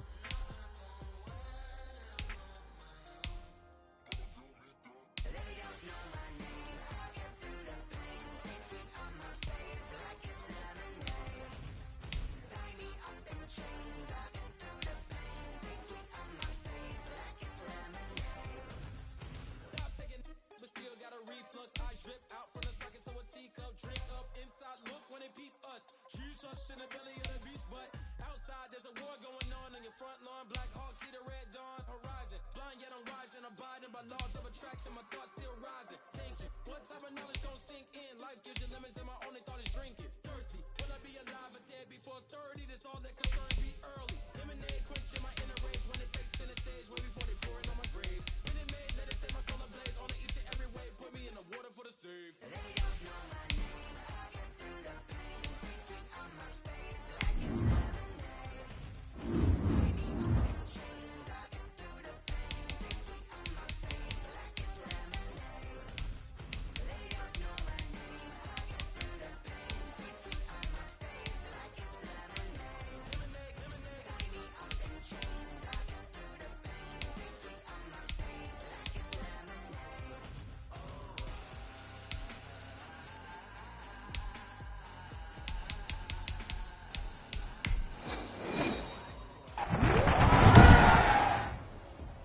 Tonight, from Hard Rock Stadium in Miami, Florida, it's a special prime time edition of the NFL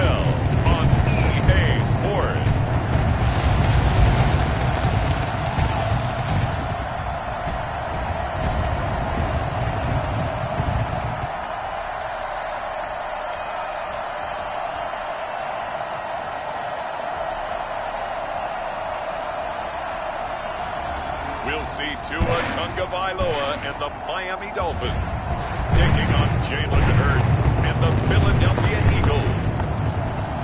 From beautiful South Florida, there's a look at Hard Rock Stadium in Miami.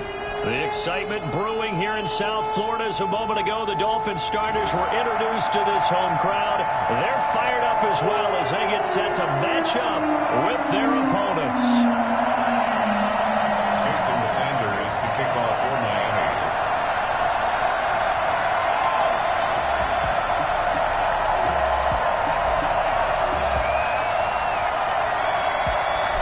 Here's Jason Sanders now to get this one started, and we are underway from Hard Rock Stadium.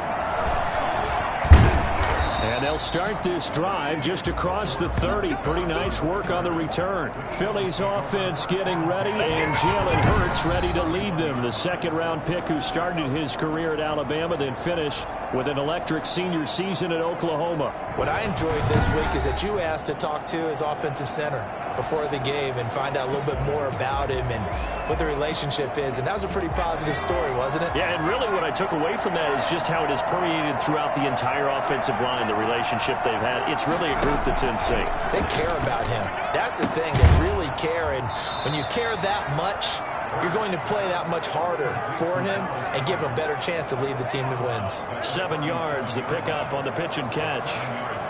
Able to get 7 on that first down pass play.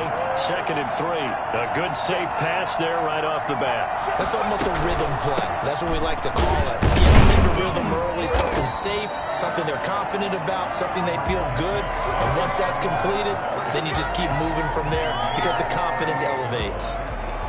Just not a whole lot of room to operate there on that carry. No, not at all. They did a really nice job staying in their proper places and not allowing any lanes to open up.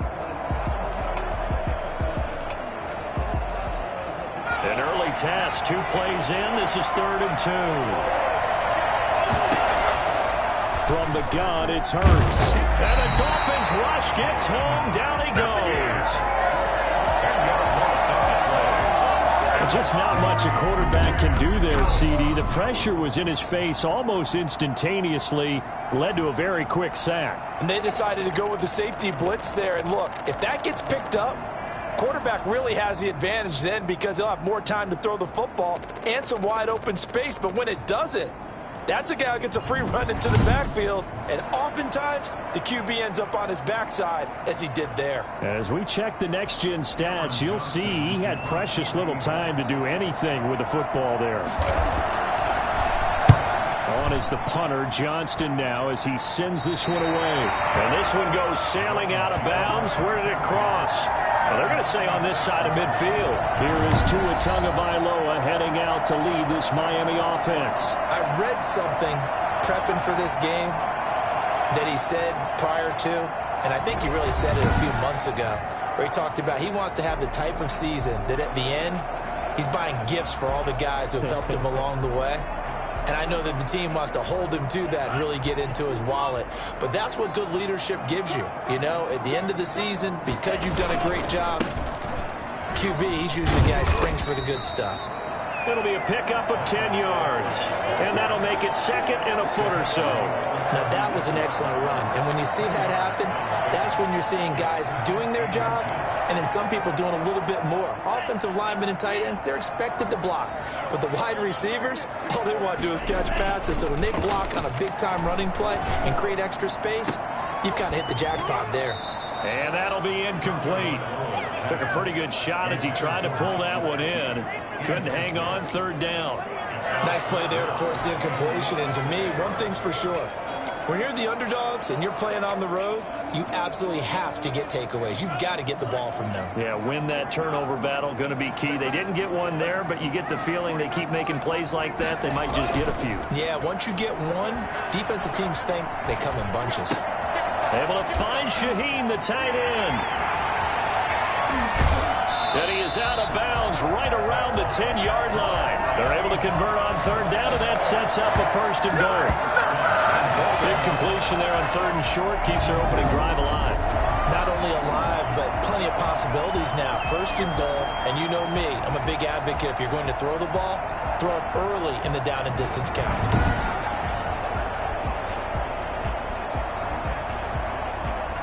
And they've got 3 tight ends here on 1st and goal to add some extra mass.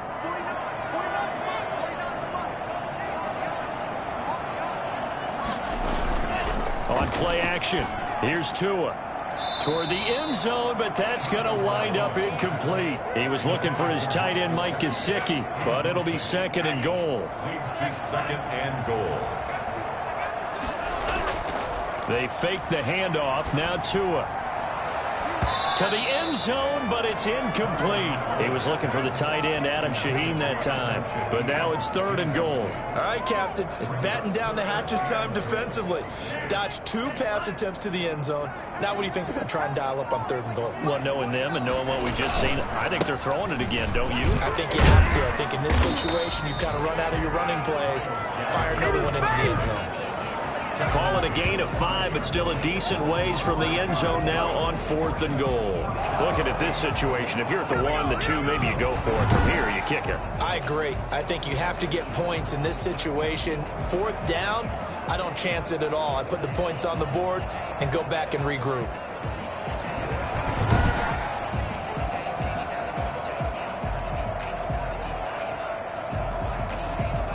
So on 4th down, Dolphin kicker Jason Sanders comes on from the right hash, and this one just a chipping.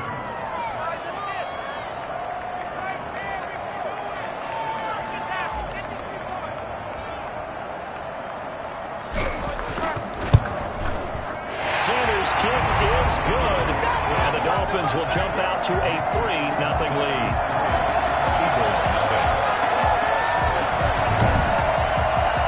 Just the one big play on the drive, but that was enough to put him in field goal range. And one big play of what they hope will be many others throughout the game. Every team has a different target for the number of plays like that, those explosives that we talk about. That allowed him to put points on the board on that drive. Let's see how the rest of the game goes. And a nice return sets him up pretty good here right at the 30-yard line. Take over 1st and 10 at their own 30-yard line. So back onto the field, here come the Eagles for their 2nd drive. And the first drive, 3 and out. 2nd possession, see if they can get a little momentum. And oftentimes that first drive is just a feeling out process. You have some plays that you've got called and you want to see how the defense reacts. It may not go terrific on the first one. Now they're ready to go. They've kind of got to look at them, got a sense. Let's see if they open things up a little bit. See if they open things up. Let's see what the defense does here, too, after a good stop. Now, 1st down carry by Sanders. Well defensed as they'll hold him to just a couple. 2nd down coming up. Now 2nd and 8 at the 32-yard line. I know we can't hear what's going on in that huddle right now, but I'll guarantee you at least one offensive lineman is saying, my bad, we simply couldn't move them off the line of scrimmage. We've got to do a better job trying to root those guys out of there. Plays like we just saw there, that's why they're up right now. And the defense, they're doing their job. Yeah, it starts with the guys up front. So when you talk with GMs who are putting together a team, a lot of them say we're going to build from the inside out, because if you control the line of scrimmage, you control the rest of the ball game, and that's what we're seeing here. They're actually playing in the offense's backfield, not necessarily just playing at the line of scrimmage. Dolphins bring on an extra defensive back on 3rd down. Throwing from the gun, it's Hurts. The Dolphins get there this time, and they bring him down. Christian Wilkins in there to get him for a loss of 3, and it will be 4th down. And no matter what the situation, the O-line just hates that because they feel like they didn't protect little brother back there, right? Man, that's just so difficult for them, because just think about every single play. When you decide to throw the football, you're dealing with some of the best athletes on the planet. You talk about guys, if they weren't playing football, they'd be starring in the NBA at power forward. It's a really difficult task. Here's Cameron Johnston now as he's on to punt for Philadelphia. Oh, it's a wobbler here. And no return on this one as that kicks out of bounds, so they'll start just outside of their own 30-yard line. So Miami coming out for their 2nd drive, and they split the uprights last time for 3. They've got the lead. They're not going to play this conservative. They're not hoping for another field goal. They're hoping for a touchdown. I'm with you on that one. I like where your head is. I like the way you're thinking, because you're exactly right. Trying to sit on a lead and play that way, That doesn't work too well for most teams. Run your offense. Run what you do best. Exactly. Put it all the way down and try to increase your lead in a big way. And the best way to do it, touchdowns. And able to get this one across the 45 before he's brought down. Solid way to start the drive. 13 yards, picking up the first. What makes a draw play like that successful? Well, we did see where he made the first play miss, and that was a big part of it. But a lot of it is just being actors back there, making the defense think it's going to be a pass.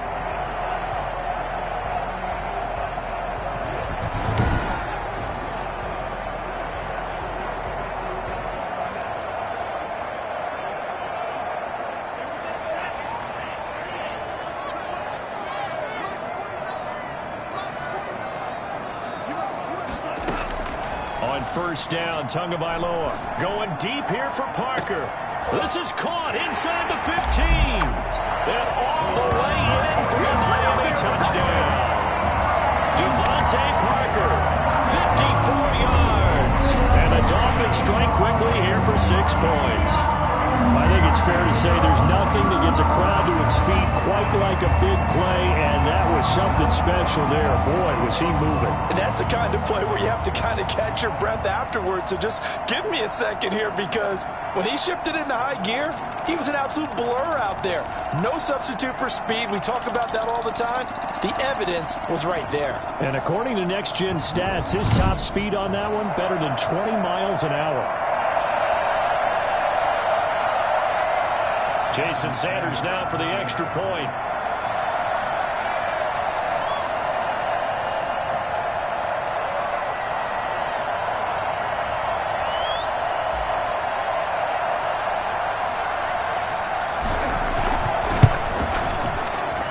It's up and good, and that'll increase their lead to 10-zip. The long touchdown pass gets them 6 on a very, very tidy 2-play drive that time.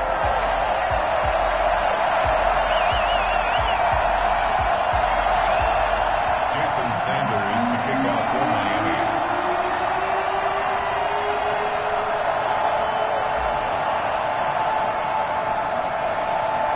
Now after the touchdown, ready to kick it away is Sanders.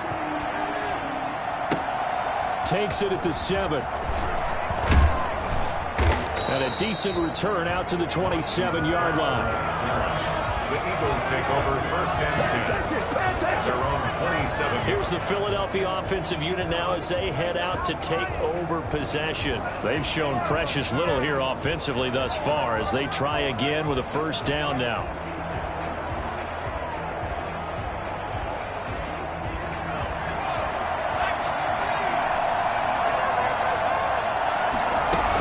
They start on the ground here at Sanders. And he'll take this up near the 35, maybe the 34.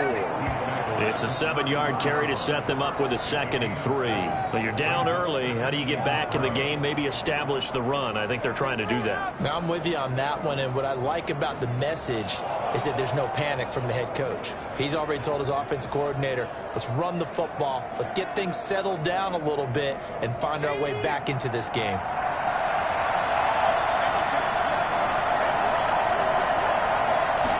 On second down, here's a keeper by the QB.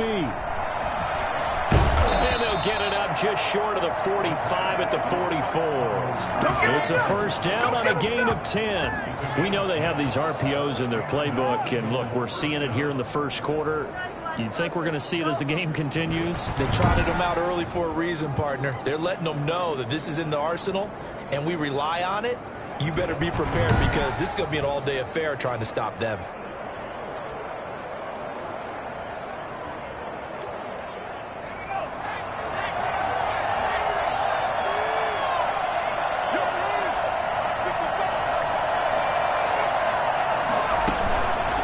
First and 10, it's Sanders. And he'll take this one up close to about the 45.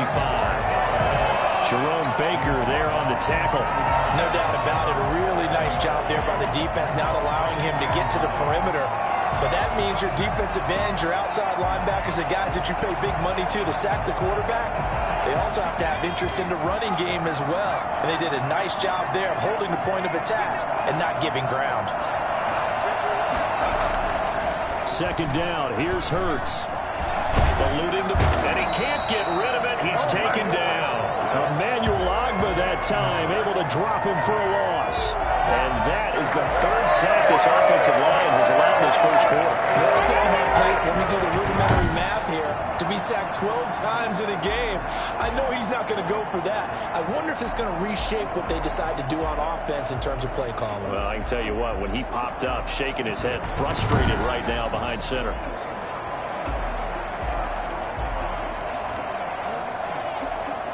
The Dolphins bring on an extra defensive back on third down. Here's Hurts to throw. Flushed out right.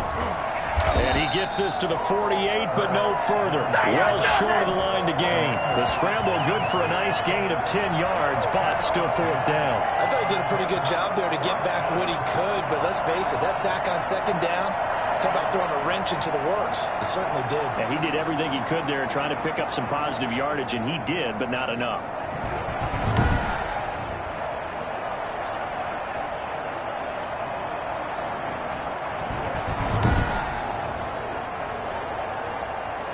Here's Cameron Johnston now as he's on to punt for Philadelphia.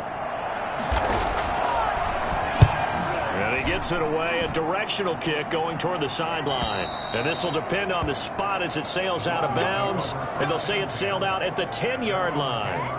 The field position game, such an overlooked facet, Charles, of an NFL game. But this offense, they're going to be pinned back. What an ideal punt. An ideal punt, and it leads to that term complementary football. Because them doing that puts their defense in a great spot, doesn't it? Gives them a chance. If they want to be aggressive, try and maybe get a safety out of this whole thing, it puts them in that position. Tagovailoa and the Dolphins come up 1st and 10 from back at their own 10-yard line. Here's Gaskin. And able to break one tackle, but then quickly brought down. But a nice little gain.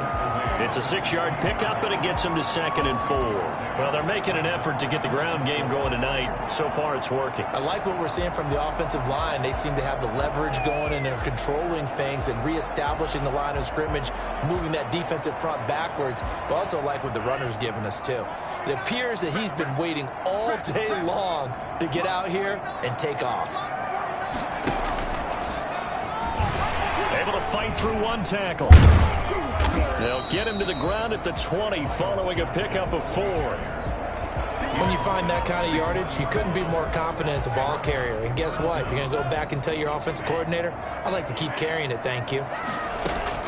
Tagovailoa going to try and throw on third down. Got a man. It's complete. Williams.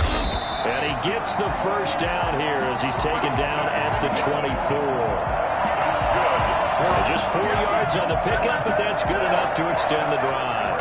A pretty sizable deficit here in the first quarter. This defense will probably need to get off the field in those situations on third down. And you and I both know in this huddle before that last third down play, that's exactly what they talked about. Let's make a play. Let's get off the field. Let's reverse the momentum. Instead, they got hit with another first down, almost back to the drawing board.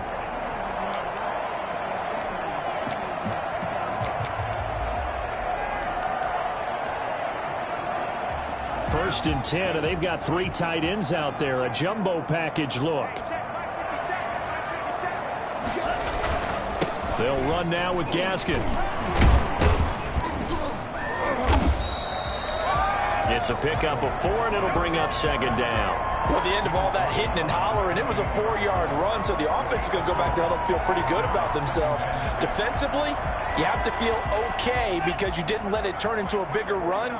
But the goal, shut it down for 2 yards or less. That's when you start to feel good about yourselves.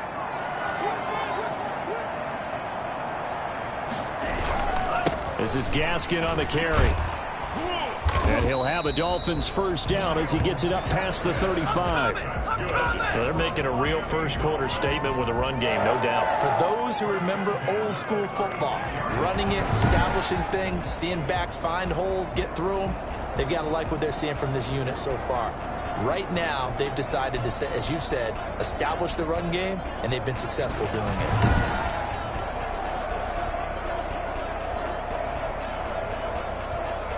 So from the 36 now, 1st and 10.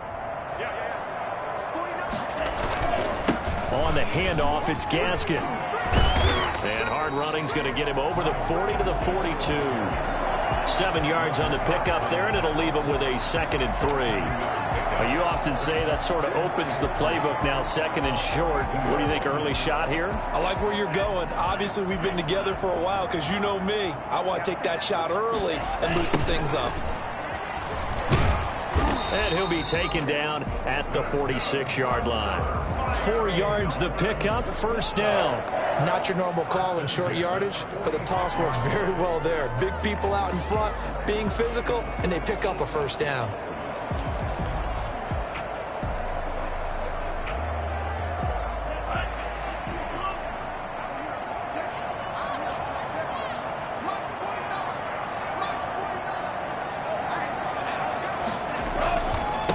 Going to give this time to the tailback. A Miami 1st down on the 14-yard pickup. One thing's for sure, this defense has to figure out how to stop the ground game. He's eating him up here in the 1st quarter. It looks like they have to go to different forces, aren't they? The conventional things aren't working too well. So I remember a coach of mine saying way back when a back's having a great game, you've got to get the ball out of his hands. See how far he can run without the ball. And what he meant was takeaways, not get loose, because maybe you can't just stop him with just regular tackling.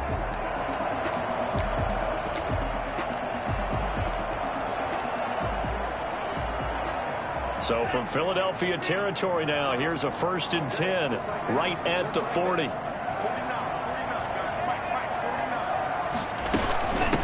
Here's the first carry from Matt Breida. And he's taken down inside the 30. 12 more yards there and another 1st down. A good run there off right tackle in an old school NFL football.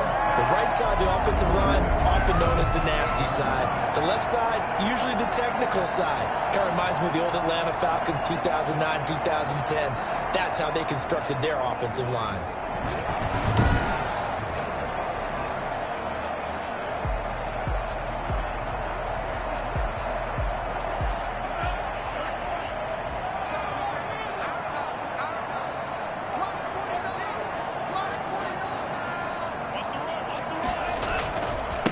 Now they try the right side here. Tackle made that time by Brandon Graham. He's had success on this drive, but not on this play.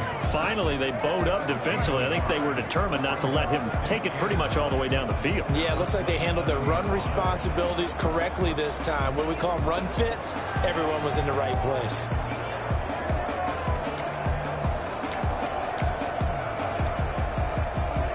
The run only got a yard. Here's 2nd and 9. Now a handoff looking right. Sheds off the tackle. And he gets it all the way down inside the 10 and mark him at the 5. That good for 22 and a 1st down.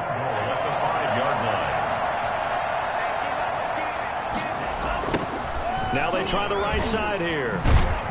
Yeah, he'll work free from one tackle, but that's about all as he's taken down. It's a gain of a yard, and it'll set up 2nd and goal. That run didn't get very far, and I think when you're looking at his dimensions, he's a little bit on the smaller side. He's counting on the big guys up front to escort him in, and they couldn't create any kind of space for him, could they? Yeah, didn't get the push they needed. And he will take it in for a Dolphins touchdown. Taking it in from 4 yards out, and the Dolphins head on to their lead. And he was excellent on that drive. He deserved to be the one to get across the chalk. Oh, I agree with you totally. A workhorse on the drive, and how about that last decisive run to punch it in.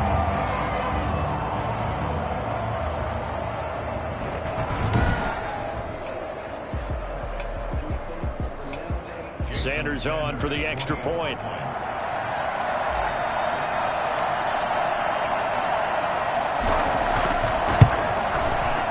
He's got it, and it's 17-0. So that drive spans 13 plays, and it results in a 4-yard touchdown run.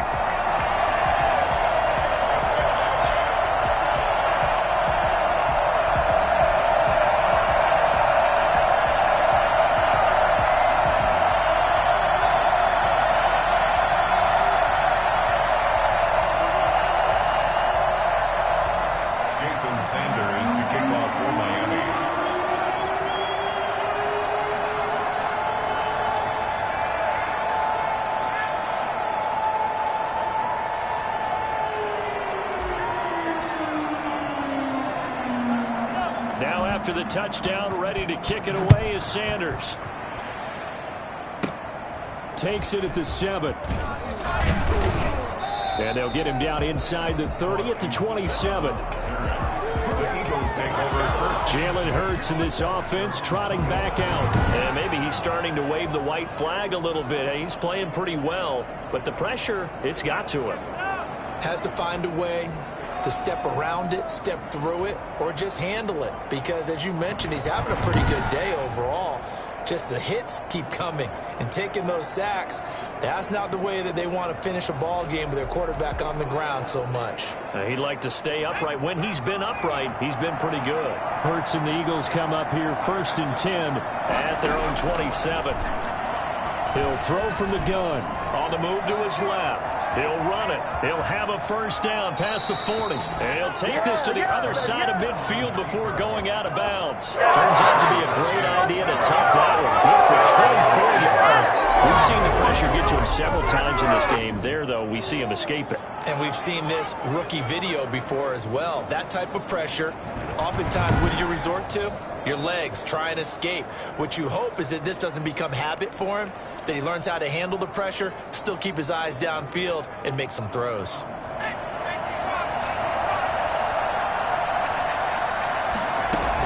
They'll run on first down. Sanders. Tackled that time by Jerome Baker out of Ohio State. Brandon, we just saw the benefits of being able to run the ball successfully. They pick up 4 yards on that carry. So now if you're a play caller, you can do just about anything you want. But on the defensive side of the ball, you scramble a little bit. Now you're behind trying to figure out, do I need to blitz him? Do I need to pressure him? How do I gain an advantage on this snap? He's going to take off with it. Hurts fumbles it. And this is picked up by the Dolphins. And they are going to set up shop at the 40-yard line. We know he's got the speed to get downfield, Charles, but there's the negative side. A little loose with the football that time. And that's normal, especially when you have his type of talents, because you feel like you're into the open field and maybe you don't feel the people who are around you or closing in. All quarterbacks have to do extra ball security drills with the way the game's played now, because defenses, they attack the football as much as they attack the runner. Good starting field position for them here as they come up 1st and 10 at the 40. Buying time to his left. And they'll get this well past midfield before being stopped just before the 35. Turns out to be a great idea to tuck that one. Good for 24 yards.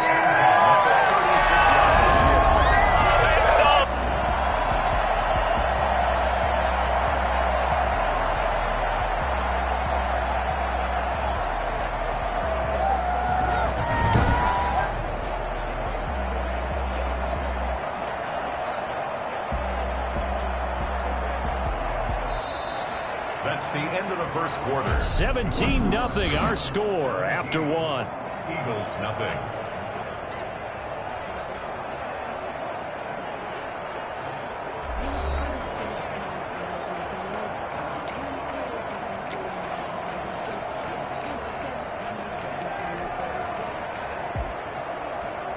So from the 36 now, 1st and 10.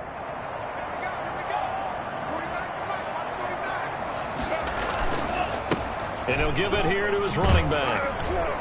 And he'll snag about 5 yards down to the 32. That's a really good gain right there. They pick up 5 yards halfway to a first down.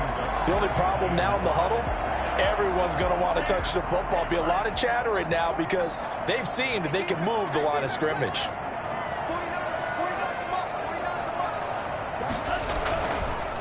Now a handoff here to his running back. He'll get the first down and more inside the 20. And he gets it all the way down to the 3. A big run there, 29 yards and a first.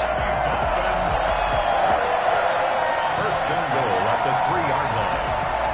He showed his shiftiness and his explosion to take him all the way down near the goal line. Love that description, and it creates momentum. Maybe you hand it to him again since he's got it going, or do you fake it to him and throw it to a teammate? Right now, the options are wide open.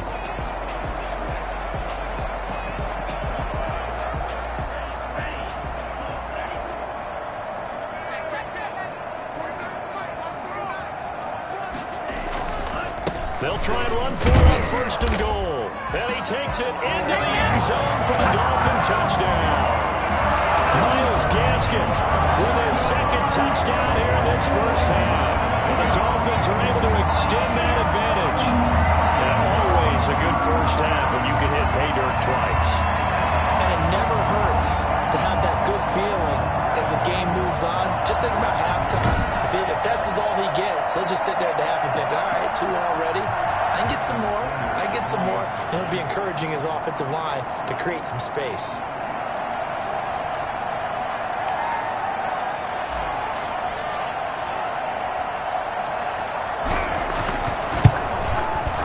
And the lead is now 24. A drive there of just 4 plays. And it ends with a 3-yard scoring run.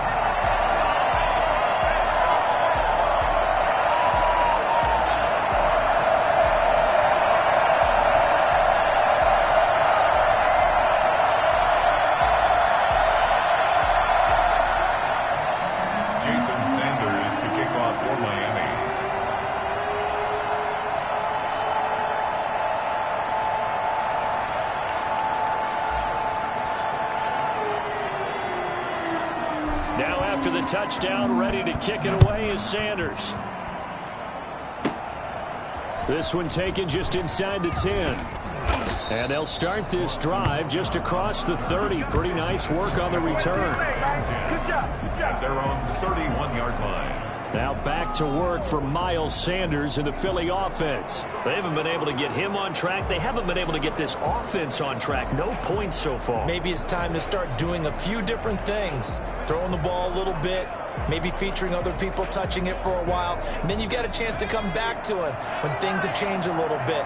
They have to make an adjustment. Still time for him here as we sit in the second quarter. It'll be Sanders to begin the drive. And boy, this defense again really making things tough on him as they stop him for no gain. The running lanes have definitely not been there for him here in the first half, and I don't think it's all been his fault. His offensive line hasn't given him much space. A loss results there.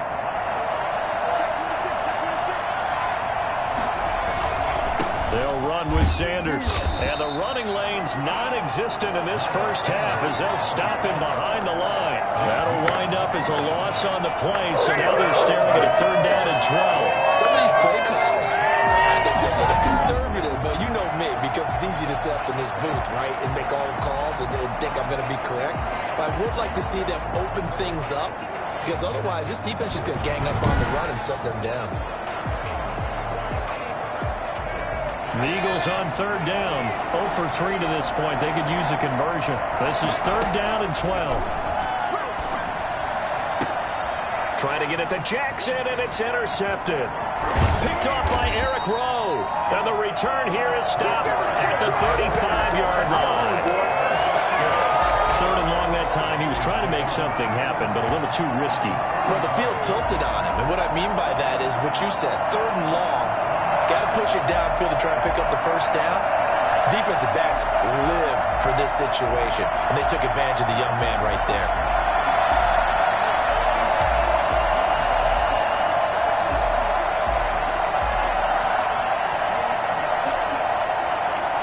Ball up to the 35 now as they come up on 1st and 10.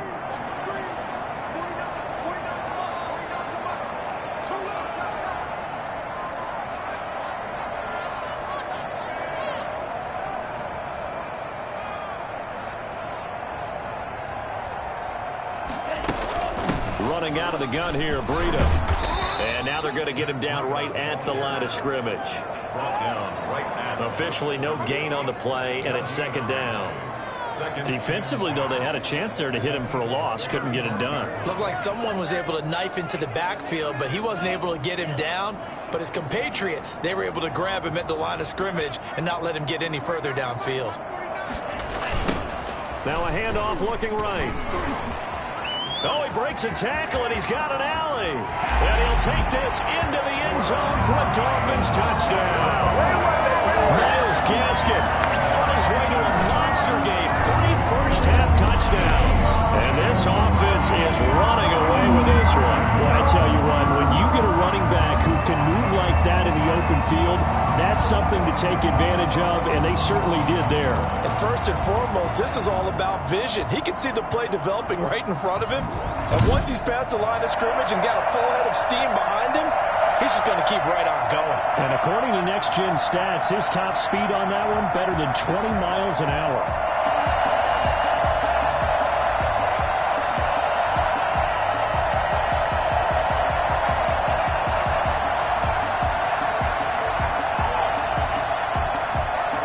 Sanders now to add the extra point.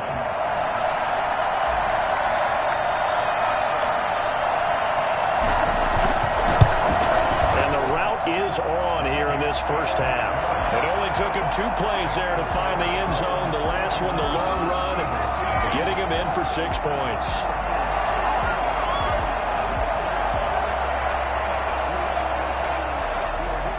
Jason Sanders to kick off for Miami.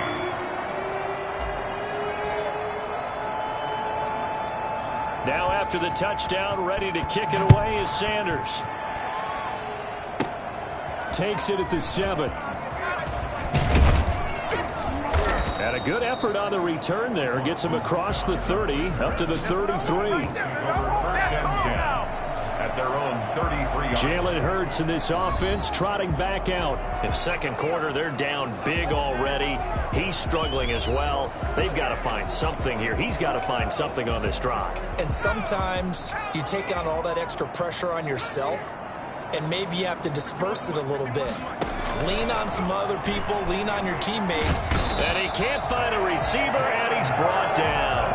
Raekwon Davis, the defensive tackle, getting in there for a loss of 5. Well, you don't usually get a sack from a nose tackle spot, but we got one there. No, we don't, and a lot of the times in passing situations, they end up off the field anyway. So how happy was he to work his way back to the quarterback and put him on the ground? He's going to end up with a nickname after something like that, some Big Jelly or something like that. Pass protection has been a problem all night long as they come up facing second and a bundle. Hurts sets up to throw it. He'll get this complete to Jalen Reagor. They'll wind up getting 10 back there as it'll leave them with a 3rd and 5. And that was yardage that they needed there after the sack on first down. They didn't get all of it back, but now they look at 3rd down as a manageable situation, one that they have a much better chance of picking up. Throwing is Hurts. Rolling to his left. He may try and run for this. Hurts dangerous when he runs that football. He's got a first. A gain of 9 yards. When they watch film of this game and hand out the grade sheets, he's going to really like getting a double plus on this play. Right? He scrambles and picks up a first down. But what else does he do? Protects himself by sliding and avoiding the big hit. Double plus, big time play.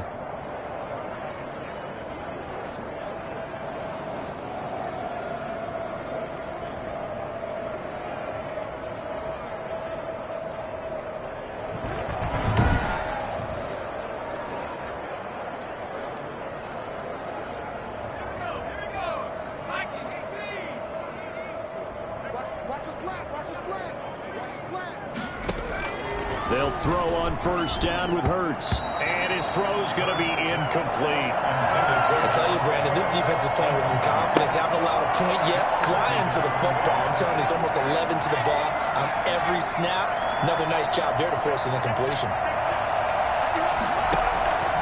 Second down, here's Jalen Hurts. This ball complete to Reagor. And that'll be good for 8 yards to the 45. That'll leave them with a 3rd and 2 coming up. They got 8 yards there.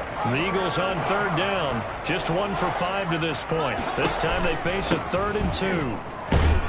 And boy, he is very close to a first down, but from where they're spotting that football, he's going to be a foot or so short. Absolutely love the effort there. The ability to flow from his inside spot and stop that one at the line of scrimmage. Nice linebacker play.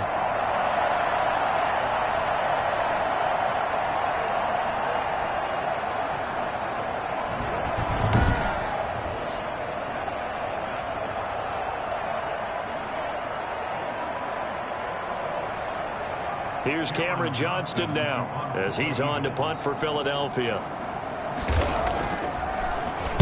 And now a low liner. I think he mishit it. And now where will the side judge stop his walk? That's the question. He says it crossed out of bounds at about the 17-yard line.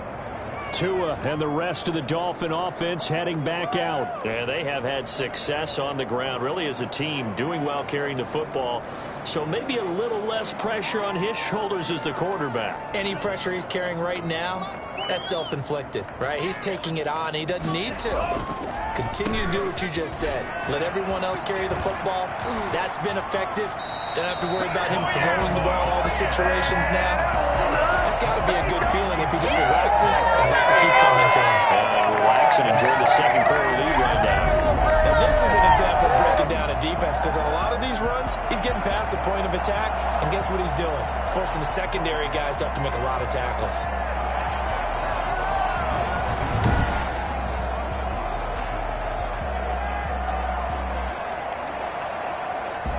Line of scrimmage, the 31 now on 1st and 10.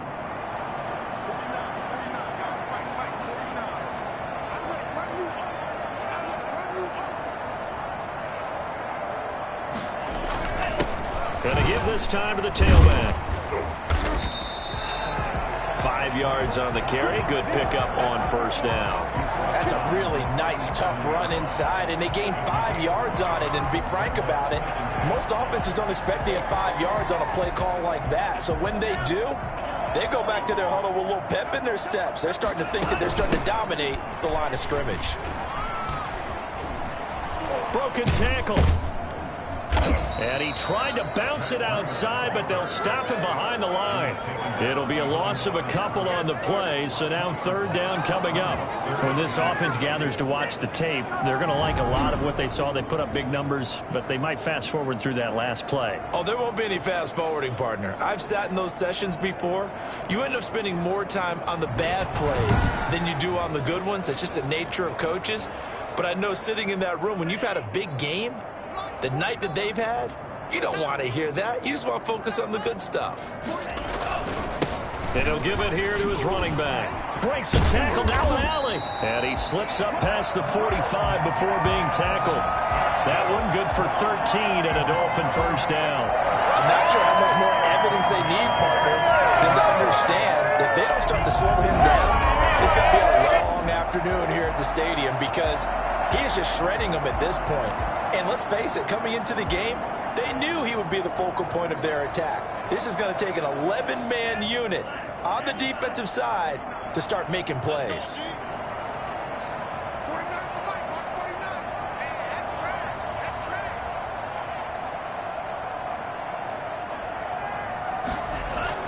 Running game working. They'll stick with it on 1st down. And he is tackled inside the 40, not quite to the 35. Another nice gain. That's now 30 yards between those last 2 plays. We both know it's difficult, but they've made it look effortless out there. Through the air, on the ground, they've moved the ball with relative ease.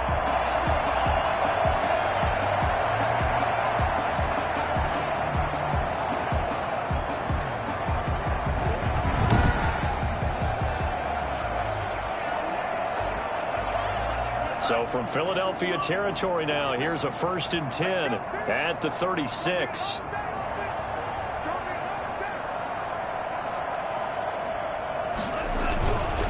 Now a handoff here to his running back. He'll be brought down on the 30-yard line after a gain of 6. Well, I think after that run, the defense is getting back in the huddle and looking at each other and maybe starting to question their confidence a bit. They gave up a significant run, 6 yards, and now you're saying to yourself, how do we stop them, and do I have enough confidence to make a play? And he was able to shed 1 tackle but could not get away from there. They give him about 4 on the play, but he's marked short, so it'll be 3rd and about the length of the football. Well, partner, they've been running it well the entire game, and the big guys up front, they're a huge reason why. And now they're reaping the benefits as they continue to open up big holes and gain nice yardage. Now they try the right side here. Still on his feet.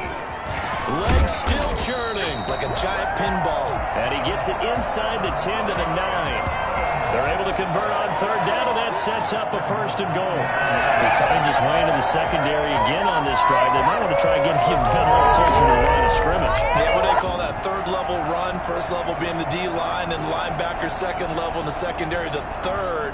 When you block it up well and you make the secondary do all the tackling, that will wear on a defense.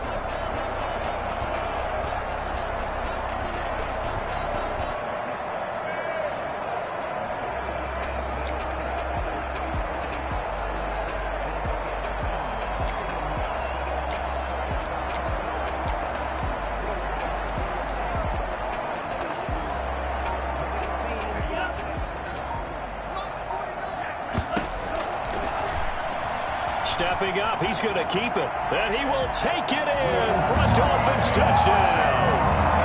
Tua Tagovailoa doing it himself from 9 yards out. And the Dolphins have got it on cruise control. And maybe that was just a case of completely overlooking the guy holding the football. It certainly felt like it, didn't it? Because on my checklist, okay, as a defender, QB's last. running back, fullback, heck, jet sweeps nowadays. Before you even get to thinking about the quarterback might actually keep it.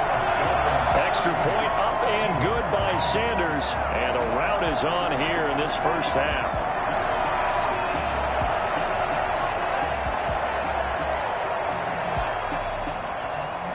Jason Sanders to kick off for Miami. Now after the touchdown, ready to kick it away is Sanders. This one taken just inside the 10. Solid return, pretty good field position. They'll start at the 32. Eagles take over first and 10 at their own 32-yard. Philadelphia's offense ready to give us another look. And with this deficit, you can't have too many more drives like the last drive where you had to punt it away. You know what I would tell my offense right here? The punter doesn't exist, guys. He doesn't even exist. He's not a team anymore. I just cut him, all right? So you've got to go out and create some offense for us here and give us some points. No way does that guy get on the field for this drive. Poor punter. Yeah, it wasn't his fault. But, hey, listen, there's got to be casualties at times. We're trying to win a game. Well, it's time for them to be good teammates right here. And what I mean by that is possess the ball for a little while. Get at least 2 first downs. Give their defense a chance to settle down a little bit after they give up a touchdown. And this is going to be incomplete. He was looking for Miles Sanders out of the backfield. And that'll make it third down. A lot of times it's that first read that you have. Maybe you get it in pre-snap. He locked in on his target, but he was covered quite well, and that one's incomplete.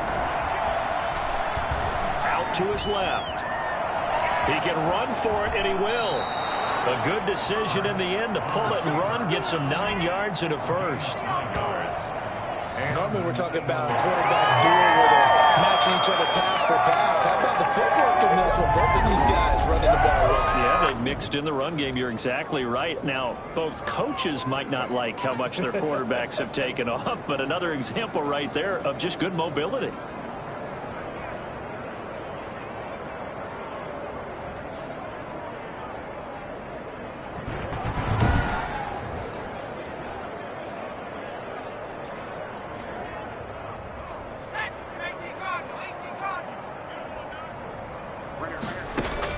On 1st and 10, it's Hurts.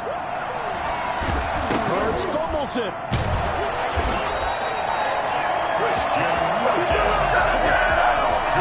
Able to fall on it, but look where they recovered it. That's a big loss. A lot of bad news on that play for them, wasn't there?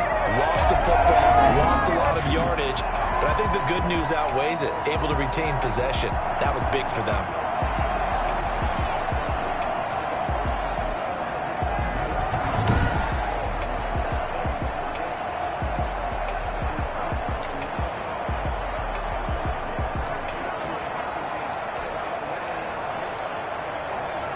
Sacks, a growing theme in this first half. This is 2nd and long. Hurts. Sliding out of the pocket. And he's going to keep it here. He turned that into a nice gain. Gets him 8 yards closer for 3rd down. They brought the blitz that time, and I thought they were going to get to him, but instead, he flipped it on its ear and ended up picking up positive yardage. I thought he was dead to rights, but you are exactly correct, sir. Able to turn that into a positive gain. Rolling to his right. He may try and run for this. And now look at this. Big gain, but a fumble. And this is picked up by the Dolphins. And he'll return this ball across midfield to the 47-yard line. Good job starting on that scramble. Had his eyes on that first down marker, CD, but lost the most important thing, the football. Yeah, wasn't quite there. Focused solely on getting to the first down marker. Forgot to cover up and take care of the ball. There again is the running back as he trots onto the field. Might he be on his way to a record-setting performance here, Charles? Second quarter, and the yardage number already ridiculous. And they always talk about just focusing on the next play. But sometimes it's okay to dream big because I'm focusing on the fourth quarter already.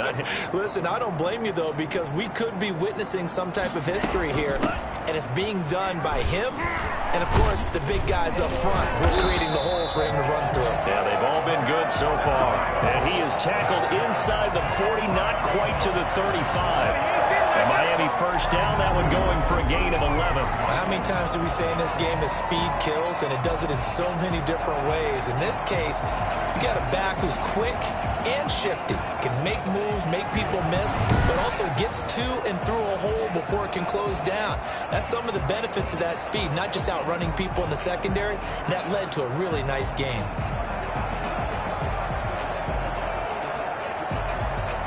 So from the 36 now, 1st and 10. Now a handoff looking right. And down right around the 32-yard line, 4 yards on the pickup. I feel like I could see what he was thinking on that carry. Wanted to follow that big tackle through the hole. Ended up only getting 4 yards on the carry. I think he had designs on that one being bigger. The run got 4. Now they deal with a 2nd and 6.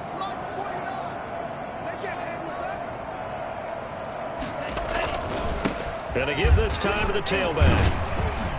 And only able to get 2 here. Stopped at the 30.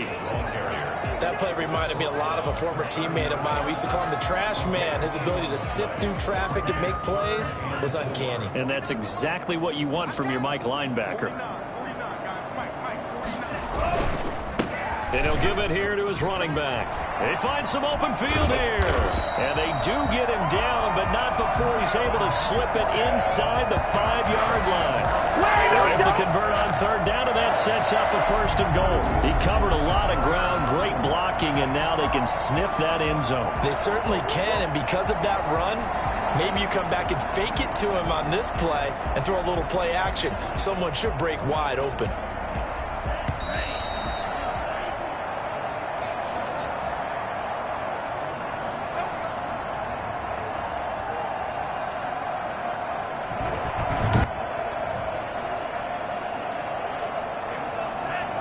We remind you that coming up at halftime, Jonathan Coachman will be alongside. He'll have highlights and analysis from Orlando of this first half of action. And he'll get it down close to the goal line, but not quite in. It'll be a 3-yard pickup, and it brings up 2nd and goal. 2nd and goal from the 1.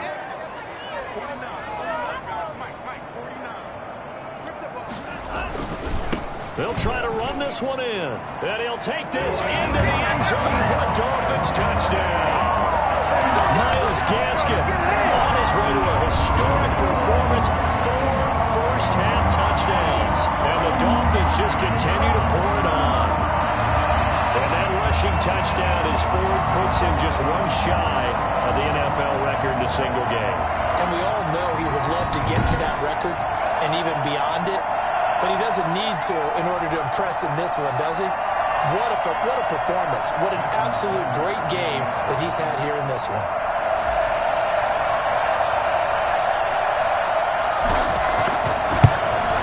And the route is on here in this first half. A drive that time of 6 plays. And it ends with a 1-yard touchdown run.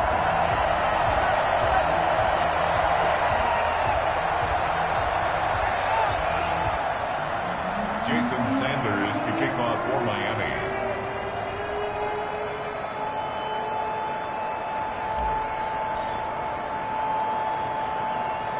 Now after the touchdown. Ready to kick it away is Sanders. This one taken just inside the 10. And good starting field position. He'll get this one all the way up to about the 35-yard line. At their own 35. Now back to work for Miles Sanders in the Philly offense. He's had a good chunk of carries. Problem is for very little success. I don't want to put it all on his shoulders, but that's a big reason they're losing right now. Have to be very careful that he doesn't start pointing fingers. Offensive line obviously trying. The defense has done a nice job against him today. When it's all said and done, it's all about the guy in the mirror. He has to get it done better going forward. See if he can look and do some soul searching now. A good start to the drive here as that's caught out on the left side. And he'll be stopped right at midfield. From the midfield stripe, they'll look to throw. Throwing over the middle, and it's incomplete. He was trying to find Deshaun Jackson that time, but it's going to be second down. And the timing a bit off that time as that one falls to the ground. So after the incompletion on first, now 2nd and 10.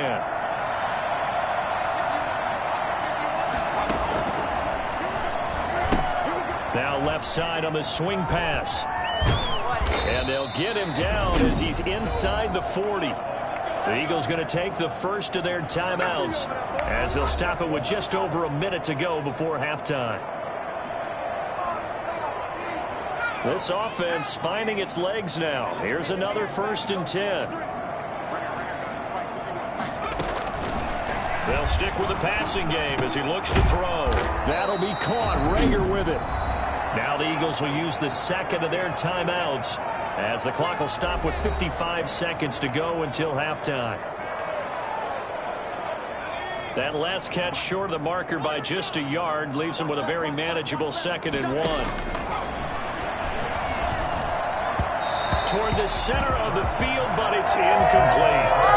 This defense has been very disruptive early on as they force another one to go awry. Seems to be the front and the back end. Pass rush, they've been able to get home, and they're taking the ball away in coverage as well. I love how you put it together. The front and back working in sync, only way to play good defense. Letting one go deep for the end zone. The Dolphins do the job defensively there, and now it brings up 4th. Earlier in the quarter when the defense was keying on the run, you said offensively they need to open things up, take some shots downfield. Didn't work there, but they did. Yeah, I'm not going to change my tune now. I still think it's the right play because when you take those shots downfield, you open the eyes of the defense to what you could do to them, and that may open some things up for you offensively.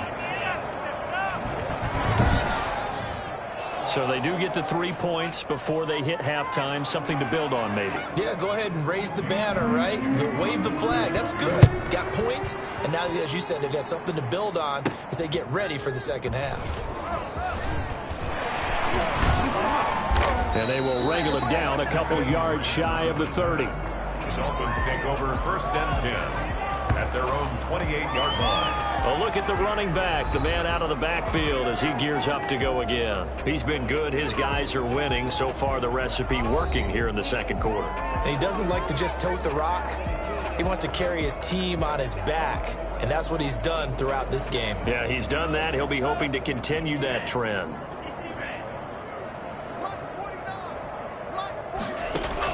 2 and now on 1st down.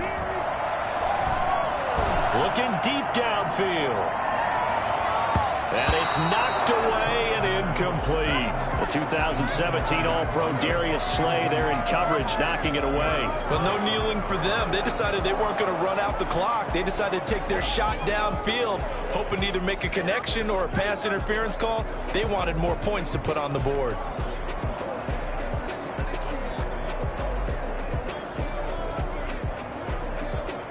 So now they'll come up on 2nd and 10, once again from the 28. 49, guys. Mike, 49. Man, I got Not wanting to take a chance this time, they'll keep it on the ground. And he'll just keep 2 hands on the football as he'll be taken down after a short pickup. He'll get only 3 there, so it leaves him with a 3rd and 7 ahead. It's 3rd and The Eagles call on the extra defensive back here as they prepare for a stop on 3rd down.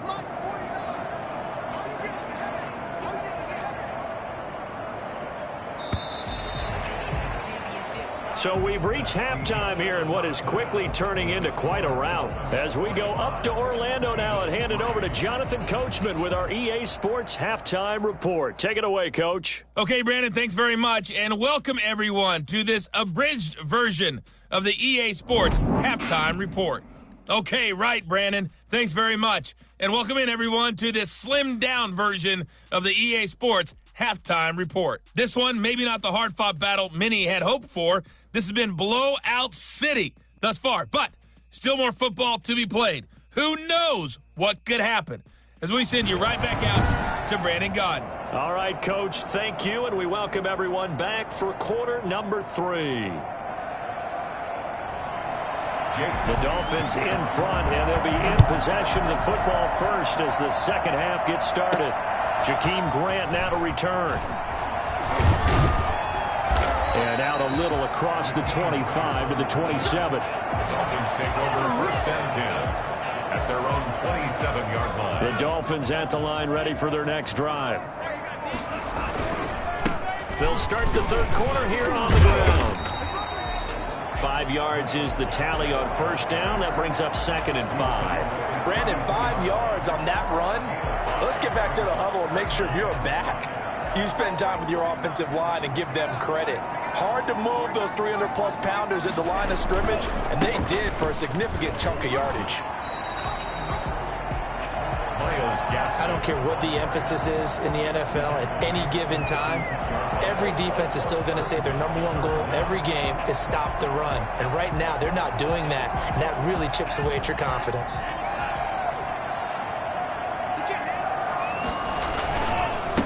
Now a handoff here to his running back. I know the game's changed. A lot of people would say it's evolved. Look, I'm a little bit Neanderthal, okay? I love this. No exotic formations, no misdirection. Just line up and run the darn ball, pick up the first down. I love it. Yeah, 3rd and short, that's what you're supposed to do. Like you said, old school, smash mouth football.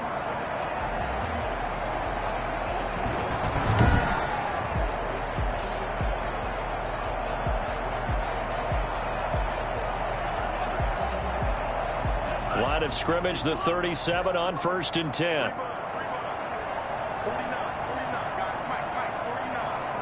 Let's go, defense. Let's go, defense. And to give this time to the tailback. And he's dropped right at the 40.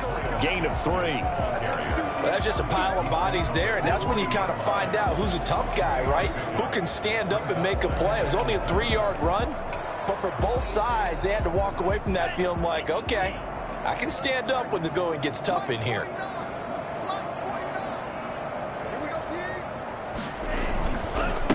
And he'll give it here to his running back. And able to get a couple as he's across the 40 to the 41. Ladies and gentlemen, that is a force of nature at the defensive tackle position. Yes, he's as big as they come, but still plenty agile. He's able to make a nice play there to swallow up the ball carrier. Now a handoff here to his running back. Fights free yet again. And taking it across midfield and inside the 45. 3rd and medium, they opted to run instead of pass, and it worked. First down. We don't talk about it very often, but sometimes there's a dip in intensity when you start the second half, which can manifest itself in some sloppy tackling. And how about right there? He ran right through that weak tackle attempt.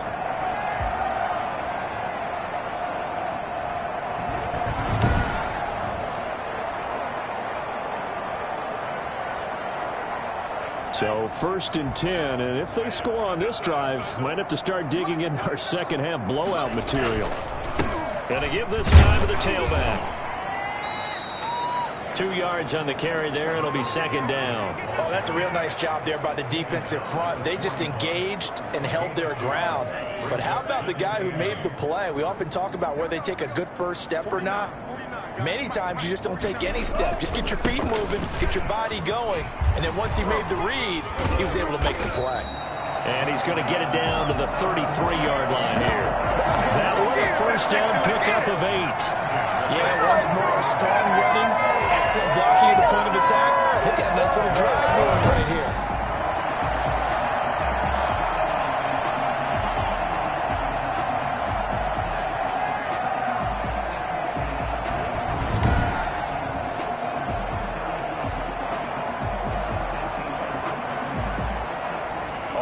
runs on this drive so far. It's 1st and 10. And he'll give it here to his running back. Down to the 30 after a gain of 3. Look, all any running back wants is a little bit of room, a little bit of space in order to maneuver. But he also understands how difficult it is for his offensive line up front. So if they give him any space, he realizes it's his job to make more out of it than what they give him. Picks up 3 on that carry.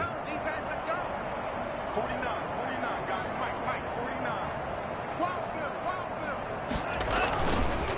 Now a handoff here to his running back. About 3 yards there to the 27.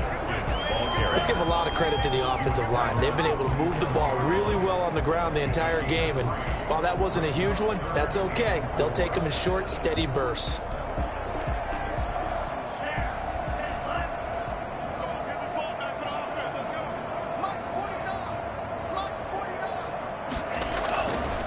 Going to give this time to the tailback. And he will be very close to a first down, but I see the closed fist of the referee, and that means 4th down. Call it a 4-yard pickup, but it leaves him a few inches short here on 4th down.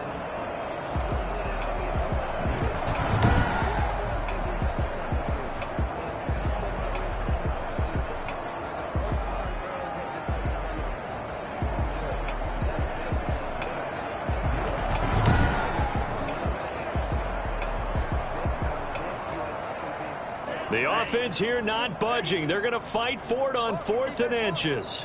49, guys. Mike, 49. We got it.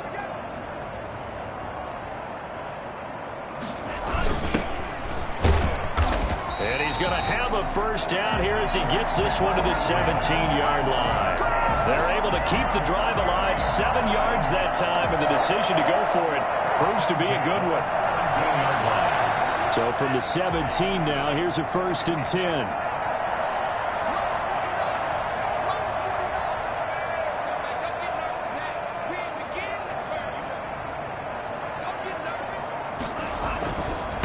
And he'll give it here to his running back. And he'll get 4 there, down to about the 12-yard line. But really, that was no surprise there. They've been running it well all game. And I know goals change all the time, but any team will take that type of run each and every time. Following the pickup of 4, here's 2nd and 6. 49, guys. Mike, 49. Hey, watch the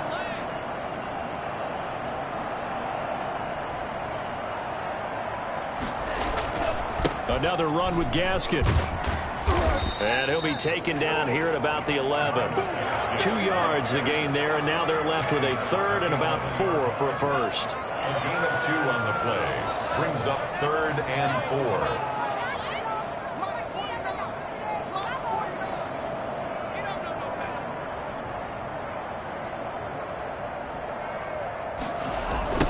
Now they try the right side here. And they'll get him down about 3 yards short of the first. Only a yard on the pickup there, and it's going to leave him with a 4th down. I know that speed is the hallmark of today's NFL game, but the key to good rushing defense is still having your linebackers set the edge.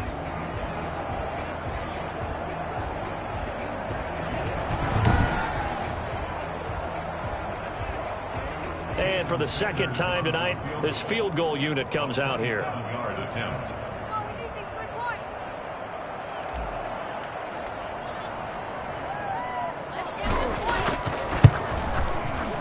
Center's kick is good. And that will just add 3 more to a lead that's already out of hand.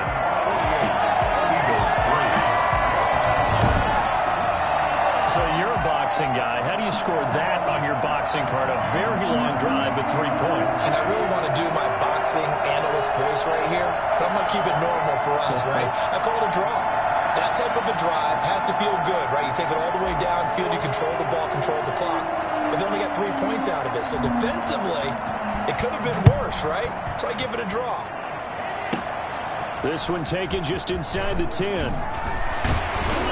And a good effort on the return there. Gets him across the 30, up to the 33. Over 1st and 10 at their own 33-yard. So here are the Eagles now as they get set for their first possession of the 2nd half. They trail offense, first time to touch the ball in quarter 3, and we'll see what they can do. And I can't wait to see what they have planned because some teams script to start a half. Other teams just go, okay, these are the sequence of plays we want to run. These things worked well for us. And sometimes they throw in that big chunk play right away. Shocker. Try and get after them early and try and create a big play to give themselves some momentum. See what they have up their sleeve. Not only another first down, that also puts him over 100 yards rushing. That's not something you see very often in the NFL. We see it more in college. But I think with more of the melding of the college game with quarterbacks, we'll see this a little bit more often in the future.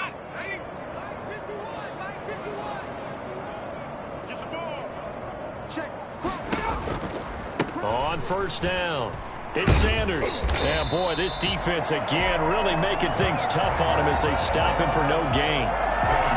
Looked like he was trying to bounce it outside, but no success. Yeah, sometimes you got to just figure out where you're going to go, and sometimes you just have to take it to another spot. And trying to get it outside, the defensive pursuit was there and just ran him down.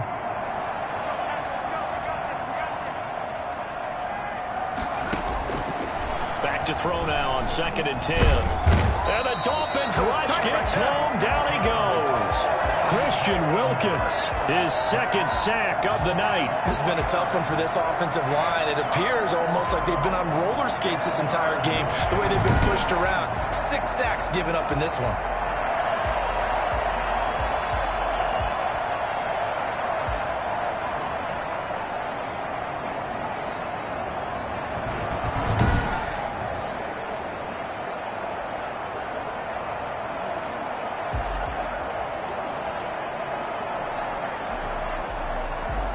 And on 3rd down, a nickel formation here defensively.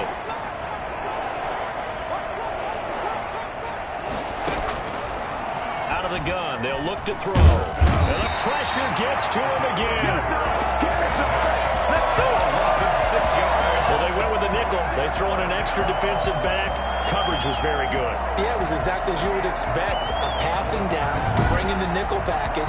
Just as you described, the coverage was excellent and allowed one of their linemen to end up getting to the quarterback.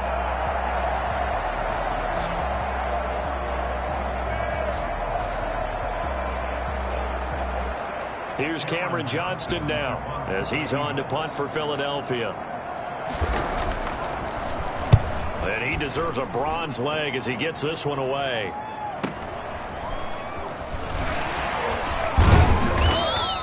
Eight yards on the return following a punt of 41. And it'll be Dolphin football. Miami set to take over. And last time they were able to churn some clock. They got the field goal, added onto their lead. But that was a drive that was so long, it should have ended in a touchdown. You know that's how they felt. And we'll both be headed to the airport after the game. But we probably should go to the post-game press conference because someone's going to ask the head coach about this drive, and he's going to profess that he was happy to get points, and we know that's not true. Yeah. Okay, after this type of a drive, not getting a touchdown, a huge disappointment. Now a handoff here to his running back, and he'll take this one up to about the 23. It's a 6-yard gain on the ground, and that'll make it 2nd and 4. Now, Brandon, that's the way you want to run the football. There should almost be quote bubbles above the offense right now. Bam, boom, biff. That's how they feel good about moving the football.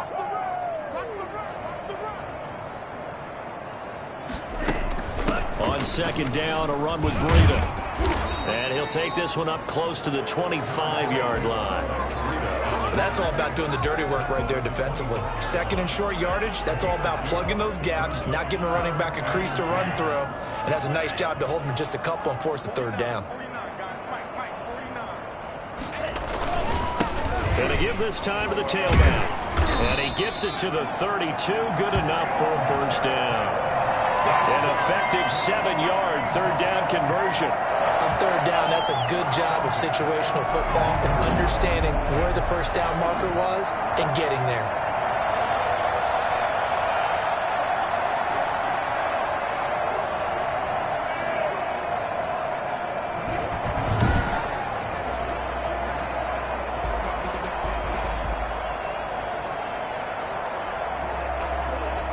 From the 32 now, here's 1st and 10.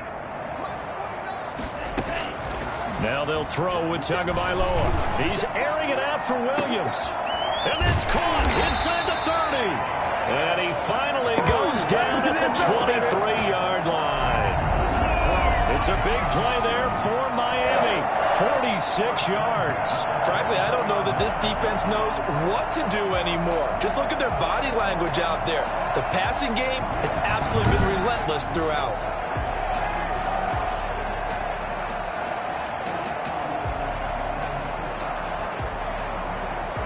So the big play gets him all the way down to the outskirts of the red zone here for 1st and 10.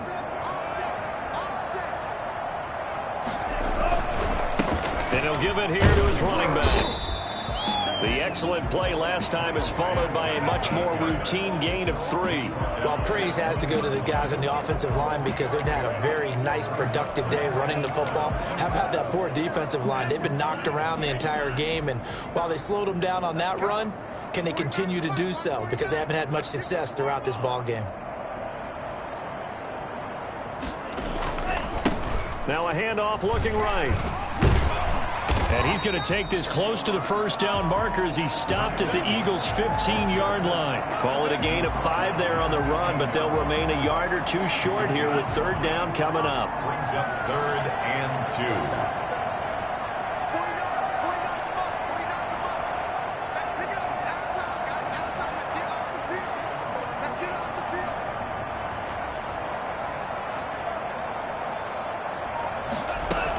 They'll try to pick this up on the ground with Breida. And they get to him quickly here as he stopped right around the 13. He needed 3. He got 2. Now that'll set up an interesting situation here on 4th and a yard. Well, they picked up a portion of it, but not all that they needed. Now that leads to a decision on 4th and 1. Let's see what they decide to do.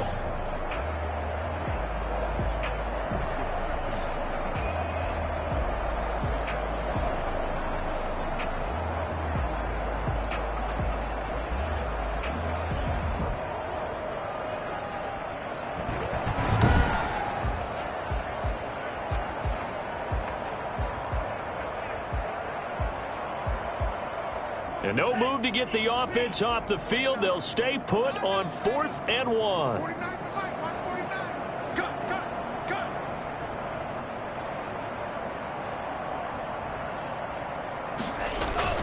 They'll try and run for it.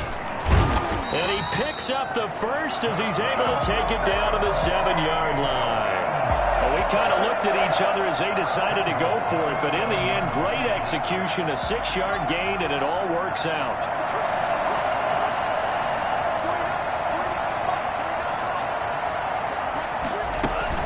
They'll try and run for it on 1st and goal.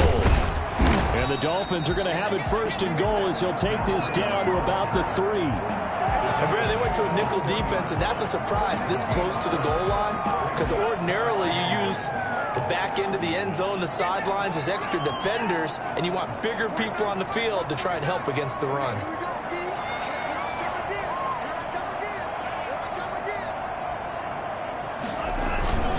They'll try to run this one in. And maybe a measure of revenge there. He's had his way in this one, but this time they get him behind the line. It'll wind up being a loss of 2. And that is going to set up 3rd and goal. That's a really alert defense there because they saw the heavy look come in from the offense, countered it with extra linebackers who brought a little bit of speed and heft, and able to really make a big-time play for their defense.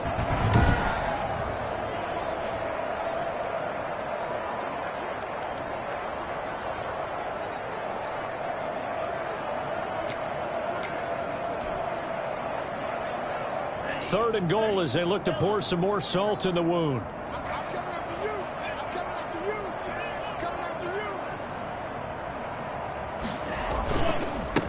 Now a handoff here to his running back.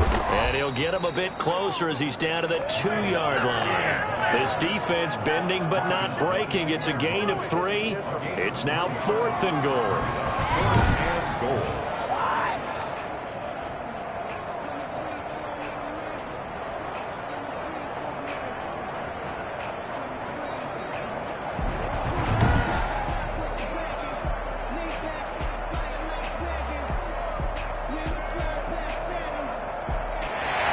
So with a 4th and goal looming. We hit the end of 3 quarters of play. We'll return with more after this break. You're watching the NFL on EA Sports.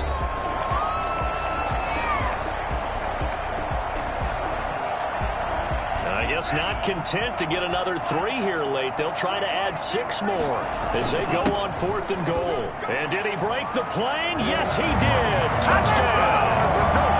Taking it in for 2 yards out. And this offense continues to pour it on. They seemingly just continue to score at will. And as great as it's been for the offense, you got to feel for that defense down there. Yeah, I love how you use the word will, because both teams came into the game with the will to win, but one team has obviously imposed its will on the other and broken them. Because what we're seeing right now, wow, that's a defense that's in tatters after what they faced in this ball game. Sanders on for the extra point.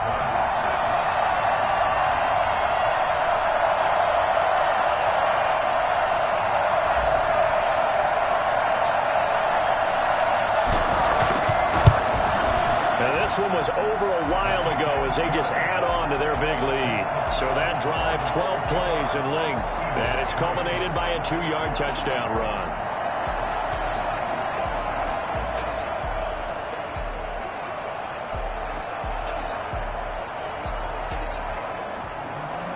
Jason Sanders to kick off for Miami. Now after the touchdown, ready to kick it away is Sanders. Takes it at the 7. And up to about the 26-yard line, just across the 25. The Eagles take over 1st and 10. Eagles set and ready for their next offensive drive. These guys had to punt last time. It has not been a very fruitful game offensively thus far. They haven't even made a trip to the red zone. And I know that everyone's going crazy on that sideline because that drives you berserk to come off the field, not really move the ball well. As you said, not even get to the red zone, let alone, not even put points on the board. The Dolphins get there this time, and they bring him down. Christian Wilkins bringing the pressure yet again. That's his 3rd sack here tonight. The amount of sacks that they've absorbed in this game is absolutely extraordinary. Let's just face it. This offensive line, flat out, cannot handle this pass rush. It's been demonstrated time and time again.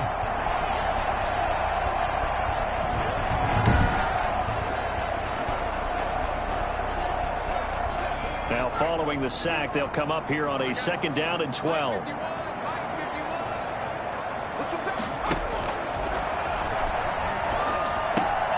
Now here's a throw that's complete. They'll wind up getting 10 back as that sets them up for 3rd down. I know many people like to throw to the tight end, maybe in a little flexed out position because he creates mismatches with his size. But slot receivers do the same thing with their quickness, their speed, and their route running savvy.